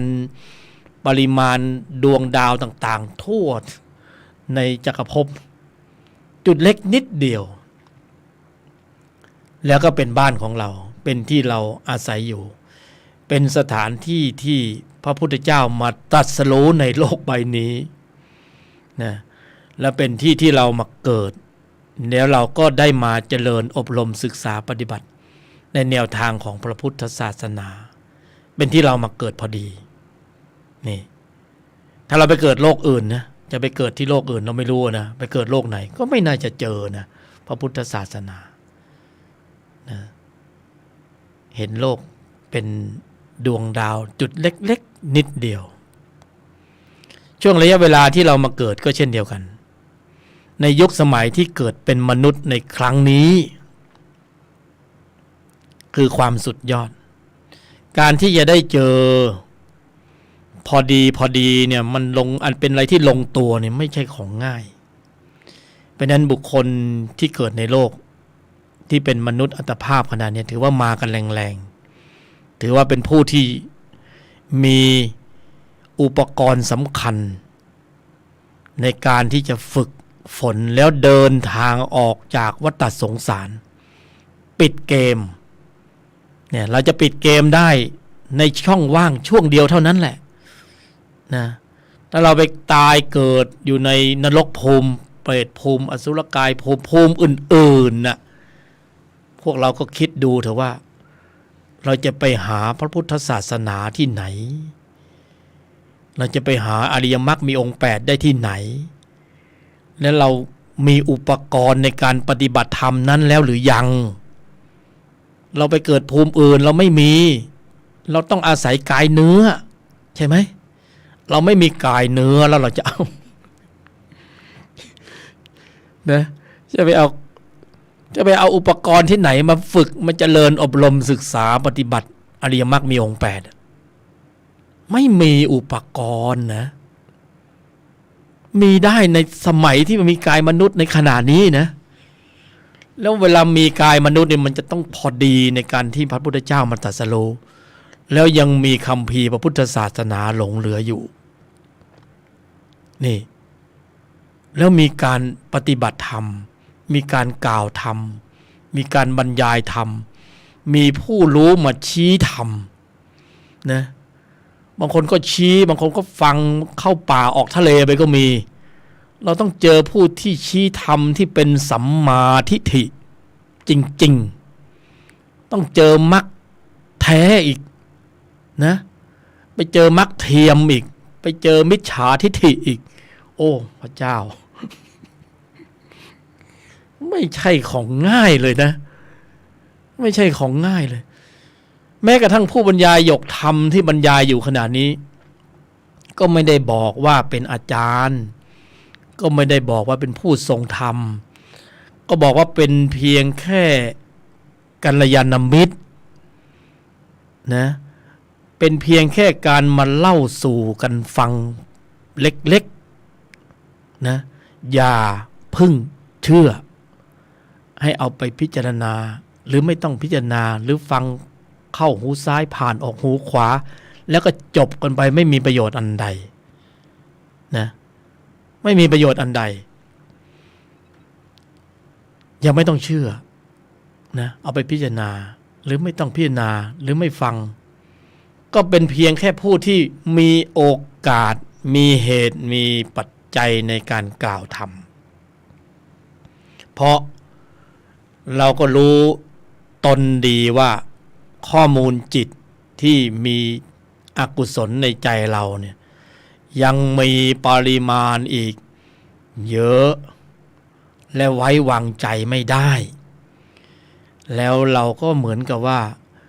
เรามีข้อมูลจิตเหล่านี้เท่ากับเรามีสัญญาเรามีสายโยงที่มันจะเผลอเนี่ยมันโยงเราไปนรกโยงเราไปเกิดเป็นสัตว์เดรัจฉานนะก็มันฟังแล้วมันบาดเสียวไงน่ากลัวนะเรามีข้อมูลอยู่ไงมันยังโยงไปได้โยงไปไหนนะพระบรมศาสดาตรัสไว้แล้วชัดเจนว่าสัตวโลกที่มาเกิดในโลกมนุษย์ส่วนมากตายจากโลกนี้ไปแล้วไปเกิดในอบายภูมิเราถึงบางอ้อว่าโอ้ก็เพราะว่าเรามีข้อมูลมันมีสายโยงแล้วคนหนึ่งเกิดมาครั้งหนึ่งเนี่ยมันเจอแต่ทุรโลกแทบจะไม่มีทุรธรรมนะมีแต่ทุรโลกมันก็คือตัวสะสมแล้วไม่มีทุรธรรมเนี่ยก็ไอตัวที่สะสมของเก่ามันก็ยิ่งเพิ่มปริมาณถ้าเพิ่มปริมาณมากขึ้นโลภะโทสะโมหะมันเข้มข้นมากขึ้นมันก็มีสิทธิ์ที่มันจะเป็นสายโยงไงมันก็จะโยงไปนรกภูมิเปรตภูมิอสุรกายภูมิสัตว์เดรัจฉานภูมิไงพระบรมศาสดาท่านทรงเห็นด้วยพระสัพพัญญุตญาณสัตว์ตายจากโลกนี้ไปแล้วโลกมนุษย์ไปแล้วส่วนมากไปอุบัติบังเกิดในอบายภูมิแล้วเราก็ย้อนมาดูตัวเราว่าเราเป็นหนึ่งในนั้นหรือเปล่าอุ้ยฟังแล้วขนลุกนะ เราเป็นหนึ่งในนั้นหรือเปล่าเนี่ยเรามีวาระเรามีสัญญามีล่องรอยมีสายโยงที่จะโยงไปสู่อบายภูมินั้นหรือไม่หรือเปล่านี่เราเป็นหนึ่งในนั้นไหมทรงตรัสไว้ชัดเจนว่าสัตวโลกหลังจากที่ตายจากโลกมนุษย์นี้แล้วเนี่ยส่วนมากนะไปอุบัติบังเกิดในอบายภูมินี่ไปด้วยข้อมูลจิตอะไรที่ไปอบายภูมิข้อมูลจิตก็คือจิตที่มีตัวประกอบด้วยโลภะโทสะโมหะอวิชชาตัณหาอุปาทานโอ้ยน่ากลัว นะข้อมูลน่ะแล้วเรานะท่านผู้ฟังนะกัลยาณมิตรก็ลองคิดดูว่าในใจเราขณะนี้เนี่ยมันบรรเทาเบาบางแล้วหรือยังมันเบาจริงหรือมันเบาเทียมเราก็บอกว่าเราปฏิบัติธรรมแล้วเราสมถะเรานั่งสมาธิแล้วนะเวลาเราลุกจากนั่งเสียผลประโยชน์เราขึ้นพรวดพลาดไหมข้อมูลเราเนี่ยเราพิจารณาดูข้อมูลทั้งนั้นเลยบรรเทาแล้วหรือยังนะพระบรมศาสดาตรัสว่าเอกยมัคโคปฏิปทาประหารกิเลสทางสายเอกสายเดียวที่เป็นทางที่สรรพสัตว์จะต้องออกจากวังวนแห่งวัฏฏะสงสารนี้แล้วปิดเกมโบกมือบายบายว่าเราจะไม่กลับมาเกิดในวัฏฏะสงสารนี้อีกปิดเกมปิดได้ไหม พญามารนั่งหัวเราะเขาบอกปิดยังไม่ได้ยังเป็นมรรคเทียมอยู่ยังไม่ใช่มรรคแท้ถ้ามรรคแท้เนี่ยท่านก็ยอมสยบให้เราโอเคผ่านไปได้นี่เราปฏิบัติไปเรายังมีอัตตาเรายังมีมานะยังมีทิฏฐิยังกฎระเบียบรูปแบบสีสันยังยึดมั่นถือมั่นในอัตตาตัวกูอยู่มันก็ไปไม่ได้จริงๆเราจึงต้องมาทบทวนว่ากายมนุษย์เนี่ยทำอะไรได้มากกว่าทุลโลกทุลธรรมและต้องเข้าสู่ทุลธรรมในภายในอีกต้องกำเนิดกำลังของพละให้ได้แล้วทำให้ได้แล้วต้องได้ถ้าไม่ได้เราก็ต้องสายโยงมันก็จะโยงเราไปอีกละข้อมูลในใจของเราจิตที่มีตัวประกอบนี่จริงๆแล้วถ้าเข้าสู่แนวทางของอริยมรรคตรงถูกต้องถูกส่วนตรงตามความเป็นจริงนะจิตที่มีตัวประกอบด้วยโทสะเนี่ยมันจะลดปริมาณลงเห็นได้ชัดหรือกัลยาณมิตรที่ปฏิบัติธรรมอยู่ก็จะเห็นเหมือนกันว่าผลของธรรมะปฏิบัติไม่ว่าจะเป็นธุระภายนอกธุระภายในเนี่ยการกระทำมีผลตอบแทนพละเราโตขึ้นจริงๆนะจิตที่มีตัวประกอบด้วยโทสะมันบรรเทาเบาบางลงไปก่อนนี่ความรู้สึกโปร่งรู้สึกเบาความฟุ้งซ่านหรือนิวรณ์ห้าพวกนี้นะมันก็จะเริ่มบรรเทาเบาบางมันก็จะเริ่มอ่อนแรงไม่ค่อยขึ้นสู่วิถีจิตต่างจากคนที่ถือธุระโลกนะมีแต่ธุระโลกเดี๋ยวก็นี่แหละฟุ้งซ่านรำคาญหงุดหงิดอึดอัดขัดเคืองจู้จี้ขี้บ่นมันจะเป็นอย่างเนี้ยอันนี้คืออยู่ในชั้นของธุระโลกวิสัยนิสัยมันเป็นอย่างนั้นน่ะมันก็จะเป็นอย่างนั้นถ้าไม่ทำให้บรรเทาเบาบางลงมากไปกว่านี้ก็น่าเป็นห่วงละเพราะข้อมูลในใจนั้นยังมีปริมาณไม่พร่องไปขามาก็มาเต็มร้อยเนี่ยขาอยู่ก็110 120 130เพิ่มปริมาณเข้าไปนะก่อนจะตายก็180โอ้โหจบเลยทีนี้ถ้าขามา101 นะปฏิบัติธรรมไปพร่องไปเหลือ90 80 70 50ลดลงตามลำดับมีนะผู้ปฏิบัติก็จะสัมผัสใจของตนเองด้วยตนเองนั่นแหละว่ามันพร่องไปจริงไหมหรือว่ามันยังมีอยู่เหมือนเดิมนี่เขาจะรู้ตัวเขาเองแต่ถ้าเป็นผู้ปฏิบัติที่อยู่ในแนวทางของธุรธรรมในภายในเข้าสู่กระบวนการของมรรคแท้นะแม้กระทั่งมรรคเทียมมาพูดคุยด้วยก็ยังรู้เลยว่านี่คือมรรคเทียมนะมรรคเทียมก็คือความสมบูรณ์ถึงพร้อมของพละยังไม่สมบูรณ์ถึงพร้อมของพละยังมีข้อวัดปฏิบัติที่พร่องอยู่ยังไม่ใช่แนวทางของอริยมรรคมีองค์8ครบองค์ประชุมตรงตามสภาวธรรมเพราะว่าถ้าดำเนินในธุรธรรมเนี่ยในภายในเนี่ยสภาวะจะเป็นบทพิสูจน์จะเป็นตนรองรับเพราะสภาวะนี่ดิ้นไม่ออกบัญญัติเนี่ยดิ้นได้แต่สภาวะนี่จะดิ้นไม่ได้แต่คนที่เข้าสู่แนวทางของอริยมรรคธรรมไปอ่านบัญญัติเนี่ยบัญญัติเขียนผิดก็จะรู้เลยว่าอ๋อคนเขียนเนี่ยยังไม่สมบูรณ์ถึงพร้อมในการเขียนแบบนี้คนอ่านก็จะเป็นอันตรายคนฟังก็จะเป็นอันตรายเพราะว่าพาเขาเข้าป่าออกทะเลเนี่ยเพราะนั้นมรรคก็ยังมีมิจฉามรรคดูเสมือนว่าเป็นมรรคแต่เข้าไม่ถึงมรรคยังไม่สมบูรณ์ถึงพร้อมเสียทีเดียวถ้าสมบูรณ์ถึงพร้อมพละจะกำเนิดกำลังปัจจตังเวทิตโพวินยูหิผู้ปฏิบัติธรรมนั้นจะมีคำตอบอยู่ในใจเขาเองว่าสภาวะที่ได้นั้นเป็นอย่างไรและย้อนไปดูว่าปริมาณจิตเก่าที่เรามาตอนแรกๆเนี่ยมันพร่องไปแล้วหรือยังเป็นอย่างไรหรือมันยังมีความเข้มข้นอยู่ก็จะวัดอุณหภูมิใจของตนเองได้แล้วก็จะลำดับดำเนินสู่แนวทางของการปฏิบัติต่อไปว่าเรายังประมาทไม่ได้เพราะว่าข้อมูลมันยังมีอยู่ก็คือมันยังสามารถโยงไปสู่อบายได้เรายังถูกพยามารชี้นำได้นะท่านยังจูงจมูกเราได้อยู่นะโลภะโทสะโมหะยังจูงจมูกเราได้อยู่มันยังชี้นำได้ทนก็ยากฝืนก็ยากนะ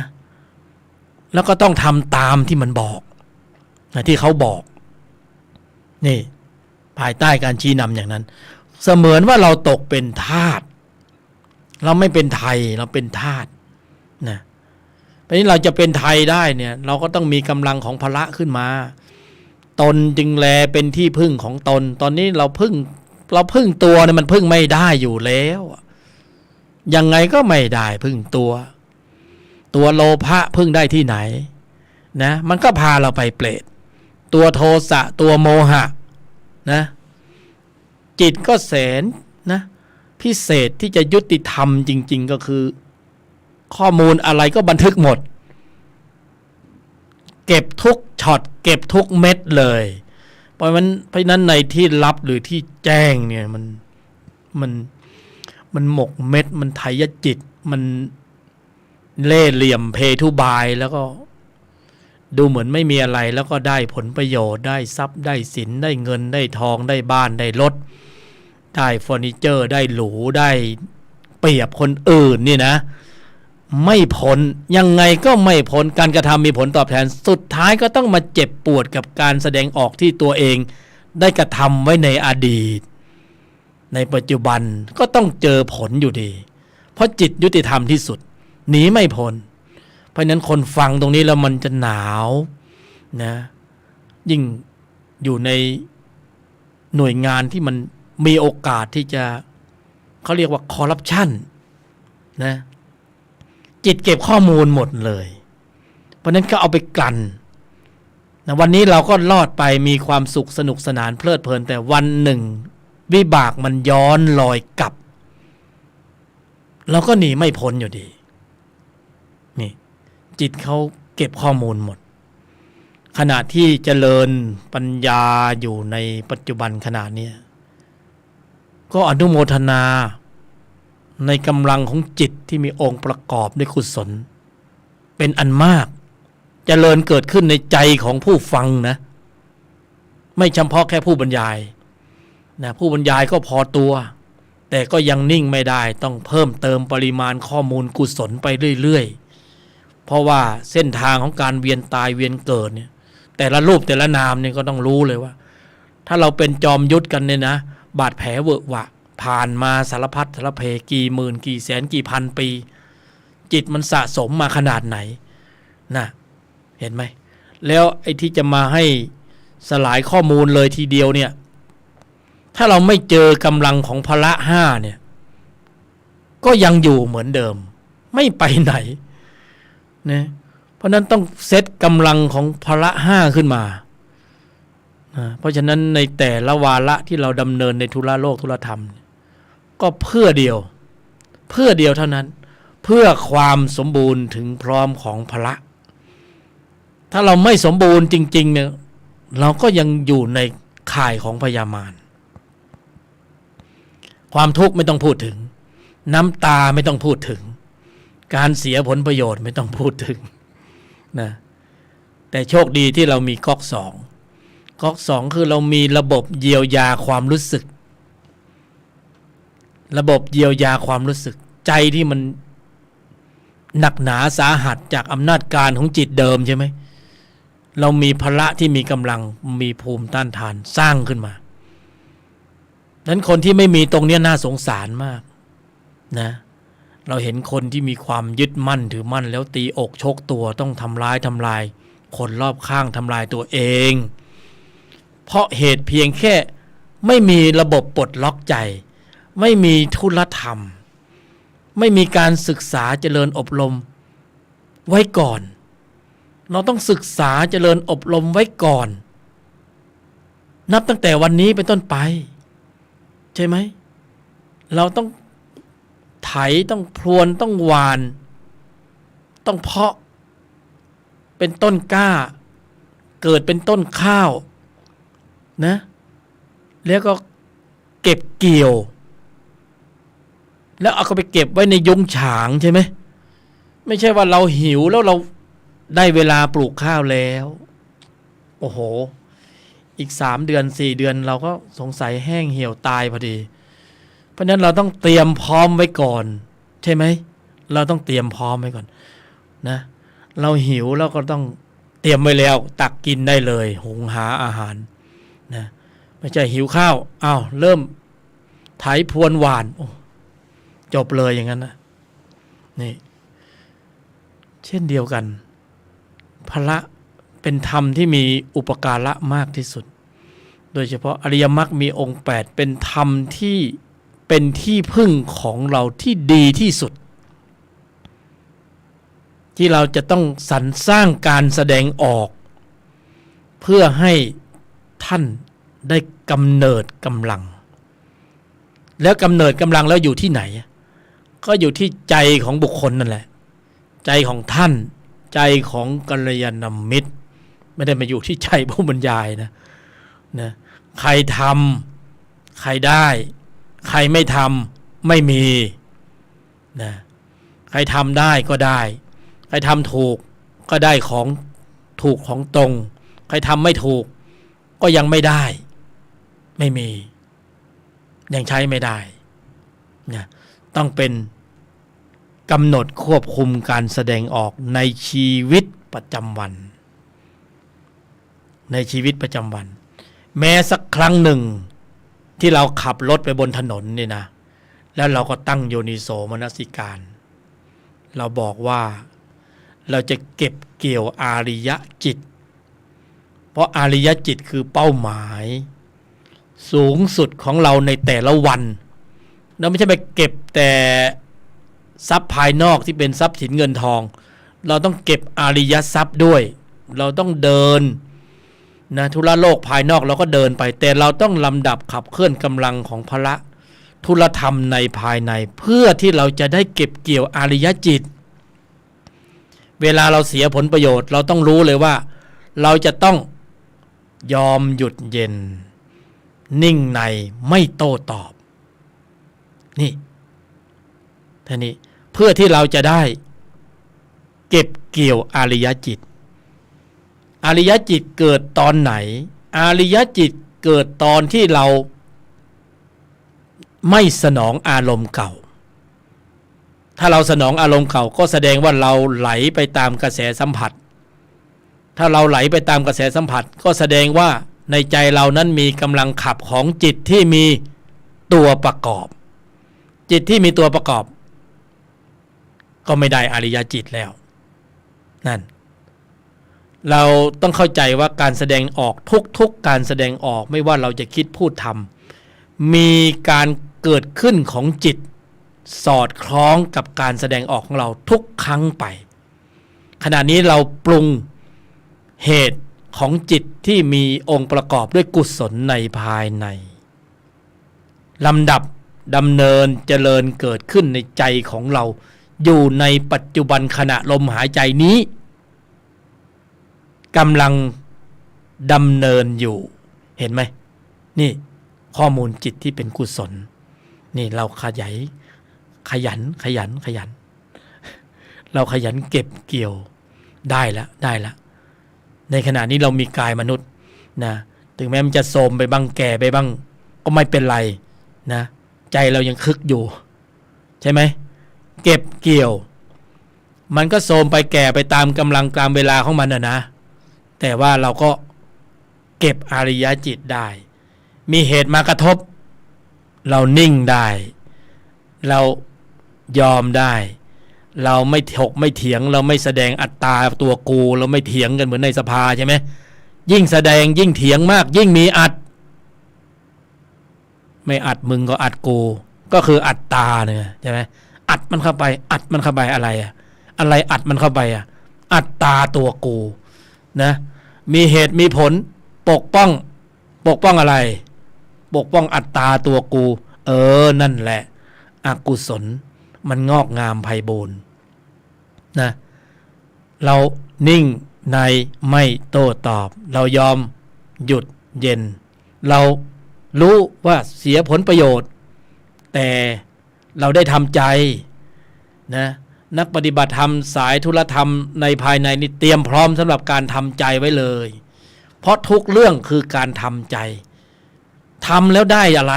ทำใจแล้วได้นิสัยอะไรนิสัยของอาริยะนี่ถ้าเราไม่ทำใจเราไม่ยอมเราไม่หยุดเราไม่ผ่อนสั้นผ่อนยาวเราเอาเป็นเอาตายเราเข้มข้นมากเลยนะเราก็ได้เหมือนกันน่ะได้อัตตาตัวกูได้นิสัยของวัฏจักรได้ความโหดความเหี้ยมความเข้มความเขี้ยว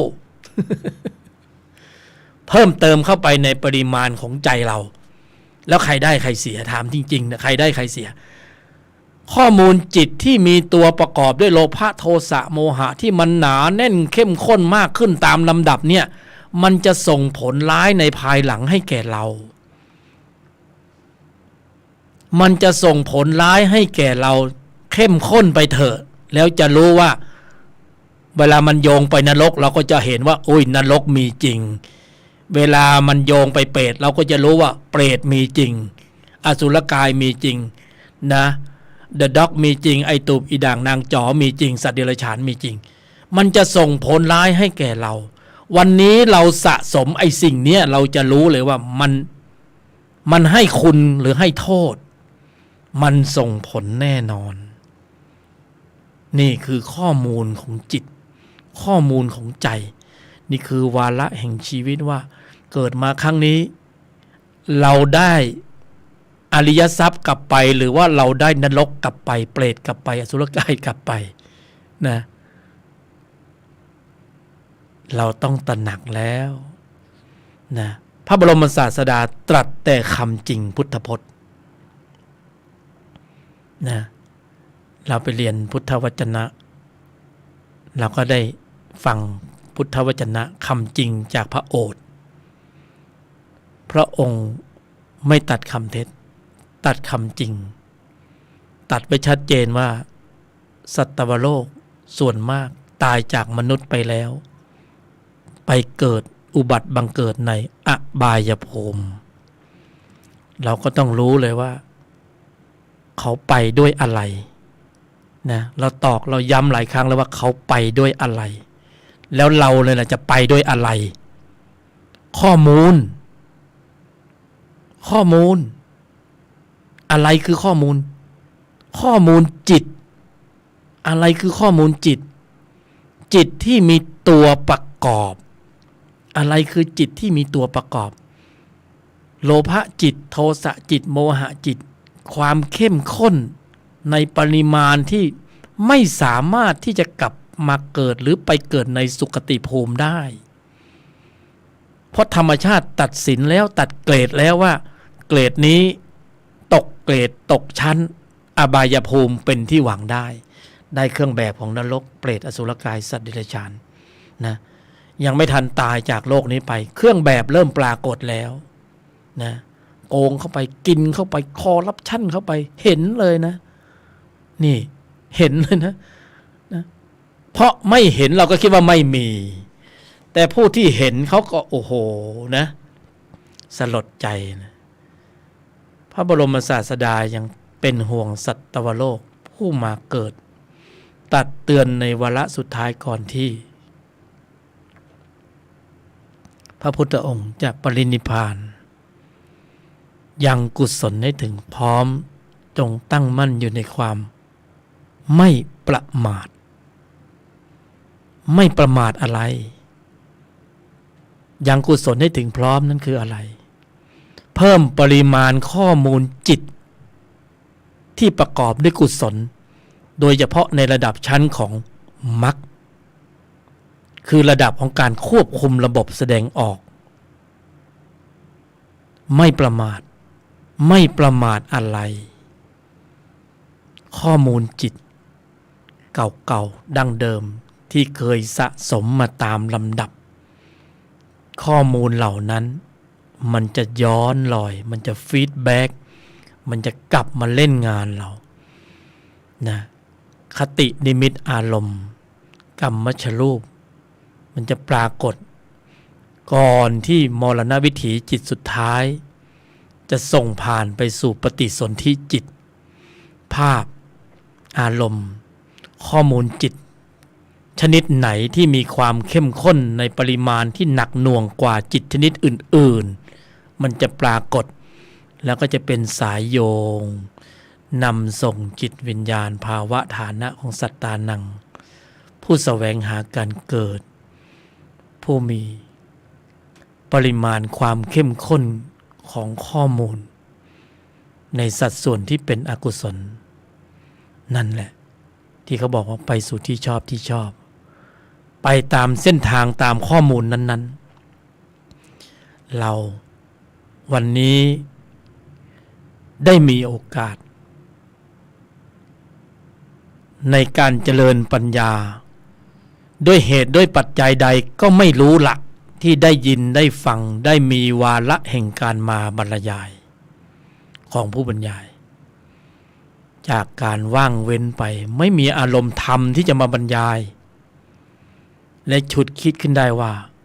เหตุปัจจัยของความดีของเหตุผลภูมิปัญญาธรรม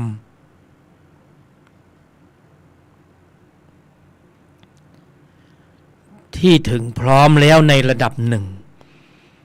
จึงเกิดการบรรยายอีกวาระหนึ่งในวันนี้ซึ่งก็ไม่ได้กำหนดกะเกณฑ์ว่าจะต้องพูดอะไรบรรยายอะไรเพราะทุกอย่างไม่มีสคริปต์เป็นเรื่องของการบรรยายสดออกมาจากเนื้อในภายในเหตุปัจจัยของผู้ใดที่มีความสมบูรณ์ถึงพร้อมที่จะได้รับได้ฟังได้ยินก็เป็นสิ่งที่ไม่อาจจะหลีกเลี่ยงได้เป็นไปตามเหตุปัจจัยเช่นนั้นแล้วเหตุปัจจัยของผู้บรรยายที่จะต้องพูดที่ต้องดำเนินในธุระนี้ก็เป็นเหตุปัจจัยหนึ่งที่เพียงแค่ต้องการเร่งทำความเพียรบรรยายสาธยายธรรมธรรมทานังชนาติ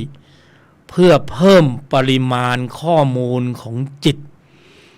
ที่มีองค์ประกอบด้วยกุศล ในระดับชั้นของธุรธรรมในภายในอันได้แก่ศรัทธาความเพียรสติสมาธิปัญญาข้อมูลจิตที่ประกอบด้วยกุศลในแต่ระดับชั้นนั้นมีอานิสงส์แรงๆมากกว่าในระดับชั้นอื่นๆซึ่งเราคุ้นเคยกันมากและมีวิบากที่เป็นทุกข์ในชั้นนี้เป็นชั้นของธุรธรรมในภายในที่ทุกรูปทุกนามเป็นผู้ที่มีกายมนุษย์เป็นผู้ที่มีข้อมูลดั้งเดิมที่เป็นกุศลมาแล้วในอดีตส่วนหนึ่ง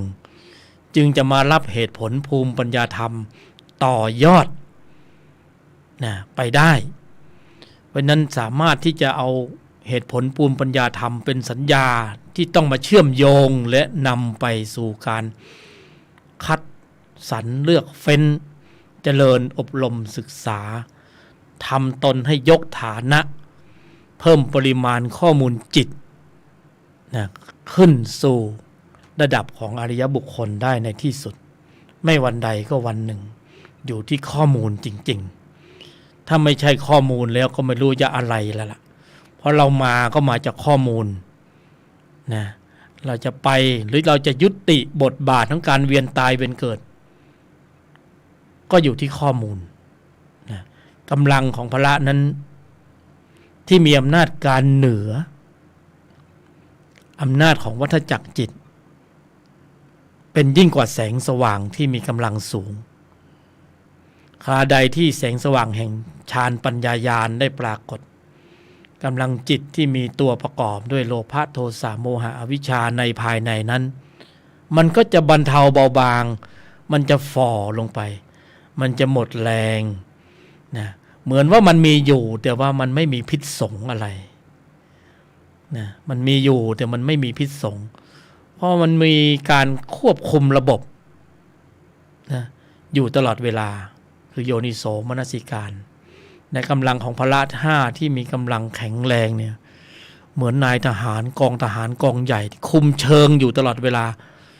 จนไม่ให้มันผุดโผล่ไม่ให้มันลดลอดออกมาได้แต่วันนี้มันยังมี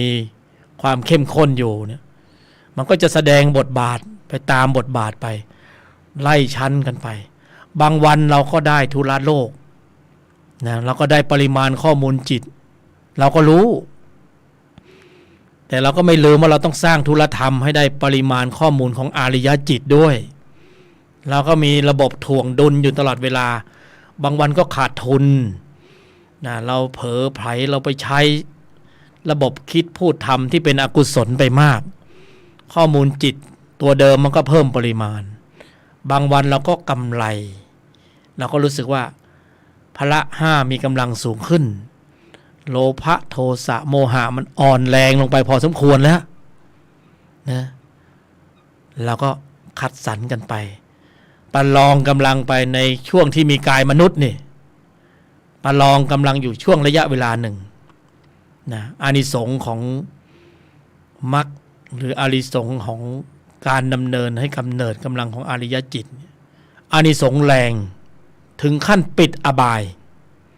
ถึงขั้นปิดอบายคือสัญญาในร่องรอยที่จะมาเกิดในอบายภูมิเนี่ย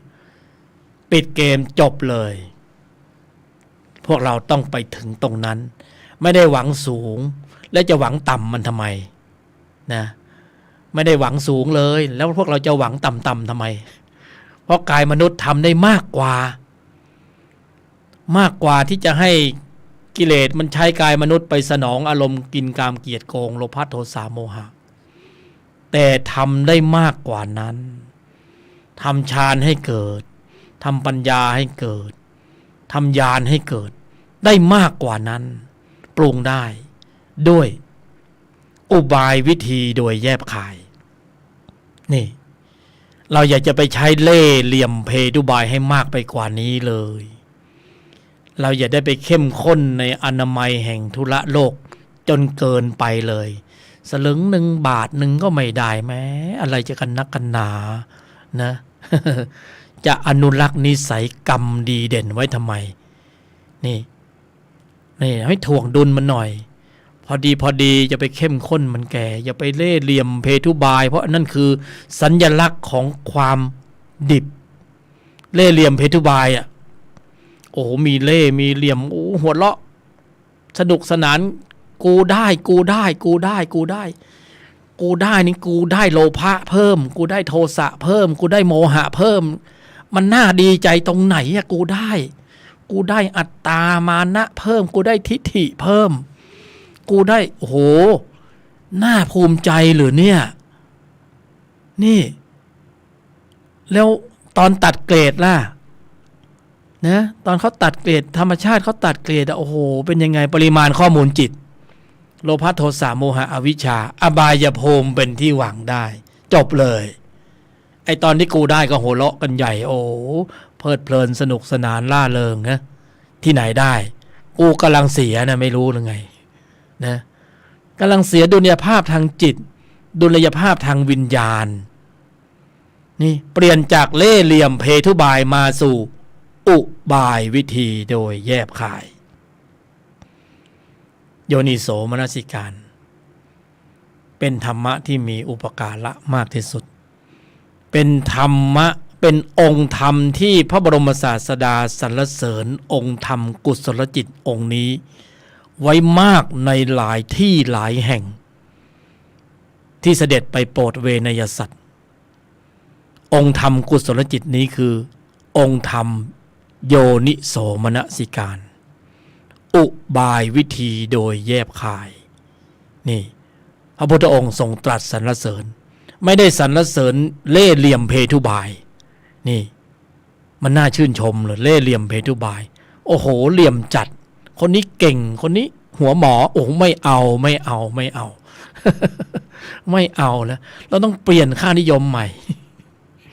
โอ้คนนี้หัวพระคือยอมหยุดเย็นนะนิ่งในไม่โต้ตอบ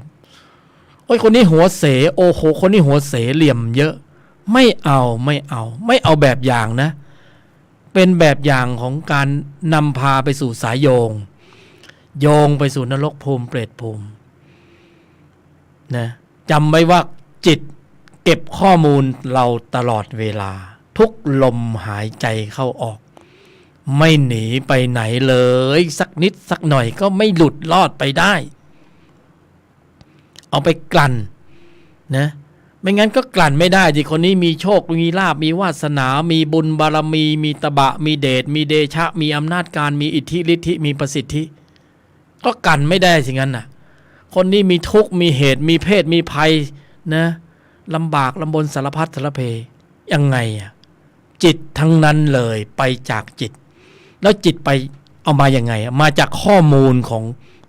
คนนั้นบุคคลคนนั้นมาอย่างไงมาจากการแสดงออกมาอย่างไรแสดงออกมาจากจิตที่ชี้นำมีสองส่วนคือตัวประกอบและตนประกอบนะตัวประกอบกับตัวโลภะตัวโทสะตัวโมหะนะตนประกอบก็ตนศรัทธาความเพียรตนสติตนสมาธิตนปัญญาผู้บรรยายยกธรรมเวลาบรรยายก็จะใช้คำว่าอัตตาตัวกูนะไม่ใช้อัตตาตัวตนเพราะต้องเห็นภาพอัตตาก็เป็นตัวอนัตตาก็ตนก็เป็นธรรมสายดับตัวก็เป็นธรรมสายเกิดอะไรก็รู้อยู่แล้วว่าเกิดเรื่องเกิดราวเกิดสารพัดคาราเพเกิดในภพภูมิที่เป็นอบายคือธรรมสายเกิดภายใต้การชี้นำของจิตที่มีตัวประกอบเห็นไหมถ้าจิตที่มีตนประกอบเป็นธรรมสายดับเป็นธรรมที่นำพาสรรพสัตว์ออกจากวังวนแห่งวัฏสงสารจิตชั้นตนศรัทธาความเพียรสติสมาธิปัญญาเราดำเนินในทุลธรรมทั้งภายในและภายนอกเพื่อผลภูมิคือความสมบูรณ์ถึงพร้อมของพละเป็นเป้าหมายถ้าพละมีกำลังจิตก็สงบจิตก็เย็นจิตก็องค์ฌานปัญญาญาณนะเพื่อความสมบูรณ์ถึงพร้อมของพละเป็นเป้าหมายสูงสุดอาศัยอุปกรณ์คือกายมนุษย์ เป็นเครื่องเพราะบ่มเป็นเครื่องฝึกอุปกรณ์ชั้นเยี่ยมเลยคือกายมนุษย์กุศลจะเกิดเมื่อเราควบคุมระบบแสดงออกอกุศลจะเกิดเมื่อเราไหลไปตามกระแสสัมผัสทวนกระแสเป็นตนตามกระแสเป็นตัวไหลลื่นไปตามกระแสสัมผัสในชั้นนี้แยกแยะให้เห็นภาพว่าตัวเป็นอย่างไรตนเป็นอย่างไรก็เรียกว่าหรูแล้วนะแข็งแกร่งพละห้าต้องสมบูรณ์ถึงพร้อมมีความแข็งแกร่งแข็งแรงแหลมคมเท่าทันรอบรู้แยกแยะเช็ดล้างล้วงลึกถอดถอนอิสระนะสู่อริยภูมินะนี่เป็นผลอริยมรรคมีองค์8เป็นเหตุของการปรุงการแสดงออกเพื่อให้ปรากฏผลคือพละห้าเพื่อความสมบูรณ์ถึงพร้อมของพละก็ขออนุโมทนากับกัลยาณมิตรนะผู้ฟังทุกท่านด้วยเหตุด้วยปัจจัยที่มีความสมบูรณ์ถึงพร้อมของพละอนุโมทนาในกำลังของจิตที่ประกอบด้วยกุศลที่ได้เจริญเกิดขึ้นในใจของบุคคลทั้งหลายก็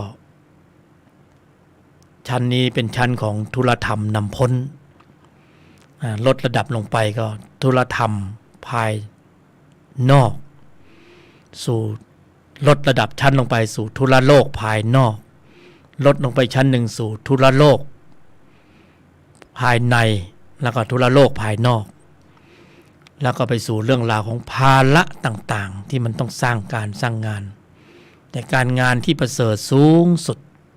คือทุลธรรมในภายในที่ทุกรูปทุกนามสามารถจุดประกายให้มีปรากฏการณ์คือจิตปรากฏการณ์ใหม่คือจิตที่มีองค์ประกอบด้วยกุศลระดับชั้นของมรรคหรืออริยจิตให้ปรากฏเกิดขึ้นได้ทุกรูปทุกนามสามารถทำได้ในยุคสมัยที่มีกายมนุษย์ก็สายด่วนธรรมะปฏิบัติผู้บรรยายหยกธรรมนะก่อนจาก0951431989สายด่วนธรรมะปฏิบัติผู้บรรยายหยกธรรม0951431989หยกธรรมกัลยาณมิตรรัตนะมะหันทโยสุขโสรัตนะหันตระสาธุตัง